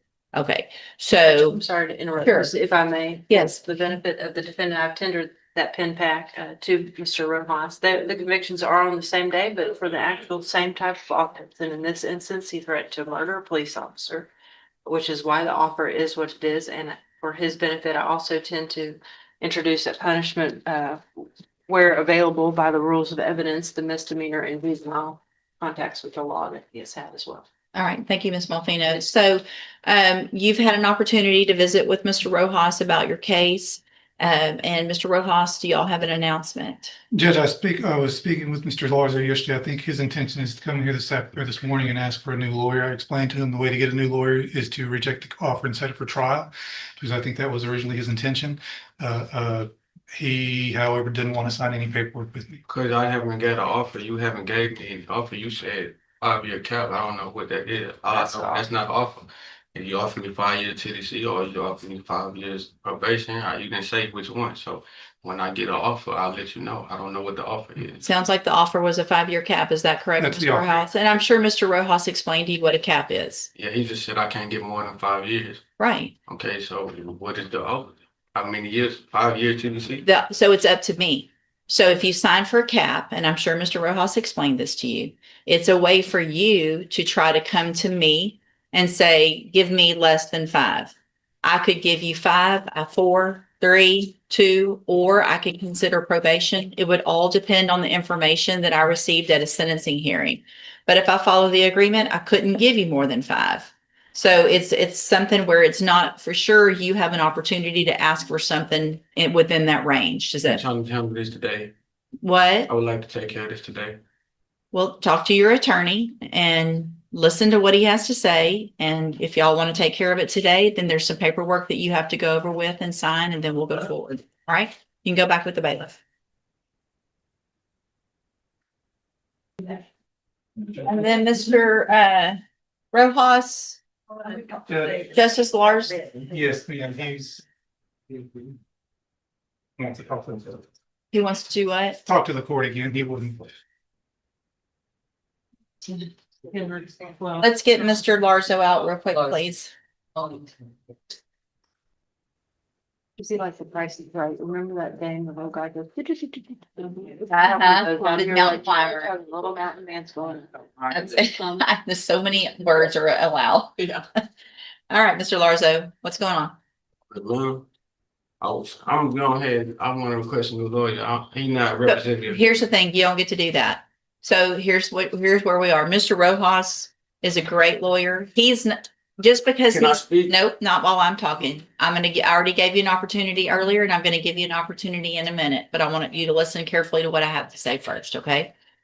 Mr. Rojas is telling you what the district attorney's office is offering. You don't have to like it. It doesn't mean he's a bad attorney, and another attorney is not gonna come get a different offer. Okay. So, Ms. Malfino, is there any reason that you would know of that offer that you have made would change? No, it will only go up. So you're where you are. So either you accept that offer or we set your case for trial. Once your case is set for, hang on, I want a new lawyer. I don't. hold on. I understand, but listen, Let me speak, man. Please, can I speak? Please? I'm going to let you speak, but I'm going to give you what your options are, okay? I just want, all I want is a, what I'm saying, you trying to say trial, this and that. I haven't even seen my discovery evidence. You saying he's a good lawyer, but he haven't even shown me no evidence. So on my case, how can you speak and say, he already told me the other day that he working for the DA. He already said, sure I said, he have not one asked me what happened. He haven't even got my side of the story. Have you got my side of the story? Have I told you what happened in this case? Can you tell this person what I told you? Mr. Larzo, you're not in charge and you're I'm not not saying asking I'm not in questions. charge, but what I'm saying is, how can he say he can represent me and he's ain't done nothing but come to me and say the DA said this, the police report said this. He has not. That's the evidence. That's what he's telling you the evidence is what's in. That's what the police report said, but he hasn't asked me my side. And here's the thing, your side is important if you're going to, if you didn't do it, what his job is to tell you this is the evidence they have against you. You can take this deal, or if you say you didn't do it, you can go to trial. So if you're saying you didn't do it, then let's get a jury to determine if you did it or not. I haven't seen no police report. I haven't seen no body cam footage. I haven't seen no evidence to where I can tell you if I'm ready to go to trial. Is there media in this Judge, case? if, as Mr. Rojas does in every case, he has requested and reviewed the discovery well in advance. Do you want, let's do this. Do you have some media? Judge, I have requested the media. What I told Mr. Larzo yesterday when he told me he wanted to watch the video, I told him we could reset the date to look at the video. He just said he didn't want to do that. He just wanted to come in and ask for a new lawyer. I want to because you now represent me effectively. You come to me and tell me the DA said this. Mr. Larzo, he's just said that yesterday he would bring the video. Don't talk over me. He would bring the video for you to watch. I'm going to reset your case for 2 weeks. He's going to bring the information. You can watch it and you can make your decision. The offer is what the offer is. The DA's already said that. I don't care if you take it or if you don't take it. Take it, fine. Don't take it, we'll get your case set for trial. You need to be respectful. Mr. Rojas is going to get out there, show you everything. You don't get to keep copies of things by law. He doesn't get to hand you a police report and you keep it. That's part of the law. So he can go over that with you, read what it says to you, show you the video, and then you can make your decision. Go back with the bailiff. When I ask a question, Go, please? nope, I'm done today. Go back with the I'm not bailiff. understanding how you can give somebody 4 years for an aggravated charge Let's go. and try to offer me 5 years for non-aggravated.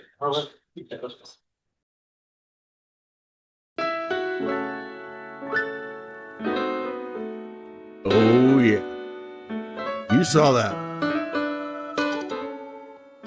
You saw that exasperated look on the judge's face at the end. I saw it too. She said, "Get out of here. We're done. No more for today." He wants to know how somebody else can only get 4 years from doing something completely different from what he did, and now they're offering him 5 years because that's not fair, and he demands fair because, you know, life is always fair. Right? Ladies and gentlemen, thank you so much for being here tonight. It has been a crazy show of cases. It's been a full day of cases, and I assure you, there's more where that came from. As a matter of fact, there's more from the day. You're not going to see one of the cases that I got from today until Saturday night. So be aware, we're watching Webster. Saturday night. Thank you so very much, X25 Fund for the rematerialized Chalky. Thank you for that. We have lots of Chalky Fund super chats tonight. One from Julie Sassy. Bring back Chalky. Eileen says Chalky, Chalky, Chalky. Wendy Greek just sent a super chat, and we love her for it. Darth Stevens sent $2. He wants to pay his duties, and we appreciate it. Duties are always welcome. Nina out of the blue, giving another super chat just for the heck of it. We thank you. Specs, Northwest, Renee, all the jewels. So thank you so much. Vega, AI Poppy, your super chats were amazing. Vega had to pause, the double pause, love the pause. AI Poppy, mostly to say thank you for Mama Wolf, the generous welcomes in the past, and thank you, Mama Wolf. Thank you all the time. And thank you to all of the people whose names are scrolling across the screen right now, because I can't thank you all enough. Oh my God, I see a wild old squishy gardener in the chat. And Terry Bosworth dropping a huge super chat. Great time. Thank you so very much. Thank you so very much, Terry Bosworth. An amazing person. And coming in right at the same time as Old Squishy Gardner, another great person out there. And Old Squishy, you didn't miss him. You missed the whole live. Yeah, true. But we're redirecting over to Hutch right now, so there's lots more court where this came from. So stay tuned. If you want to watch some court, some court coming up, and it's darn good. This is like part 5 of a crazy pro se case that's been going on for days now. Hutch is on top of it. But if you want to watch more here, be kind and rewind. Oh. So, judging by chat over there, OSG's feeling good right now. Thank you, nurses. OSG is dosed up nice and hard. And I think that's gonna be where 6, 7. I can't believe I did that. I'm gonna see myself out now. Ladies and gentlemen, I am your Lone Wolf Usul. I do thank you. Same Wolf time, same Wolf channel tomorrow, and I am out.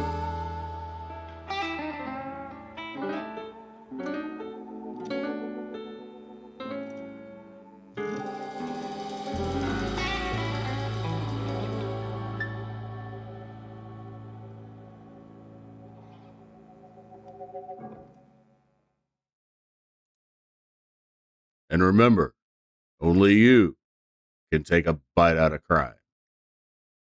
Bye.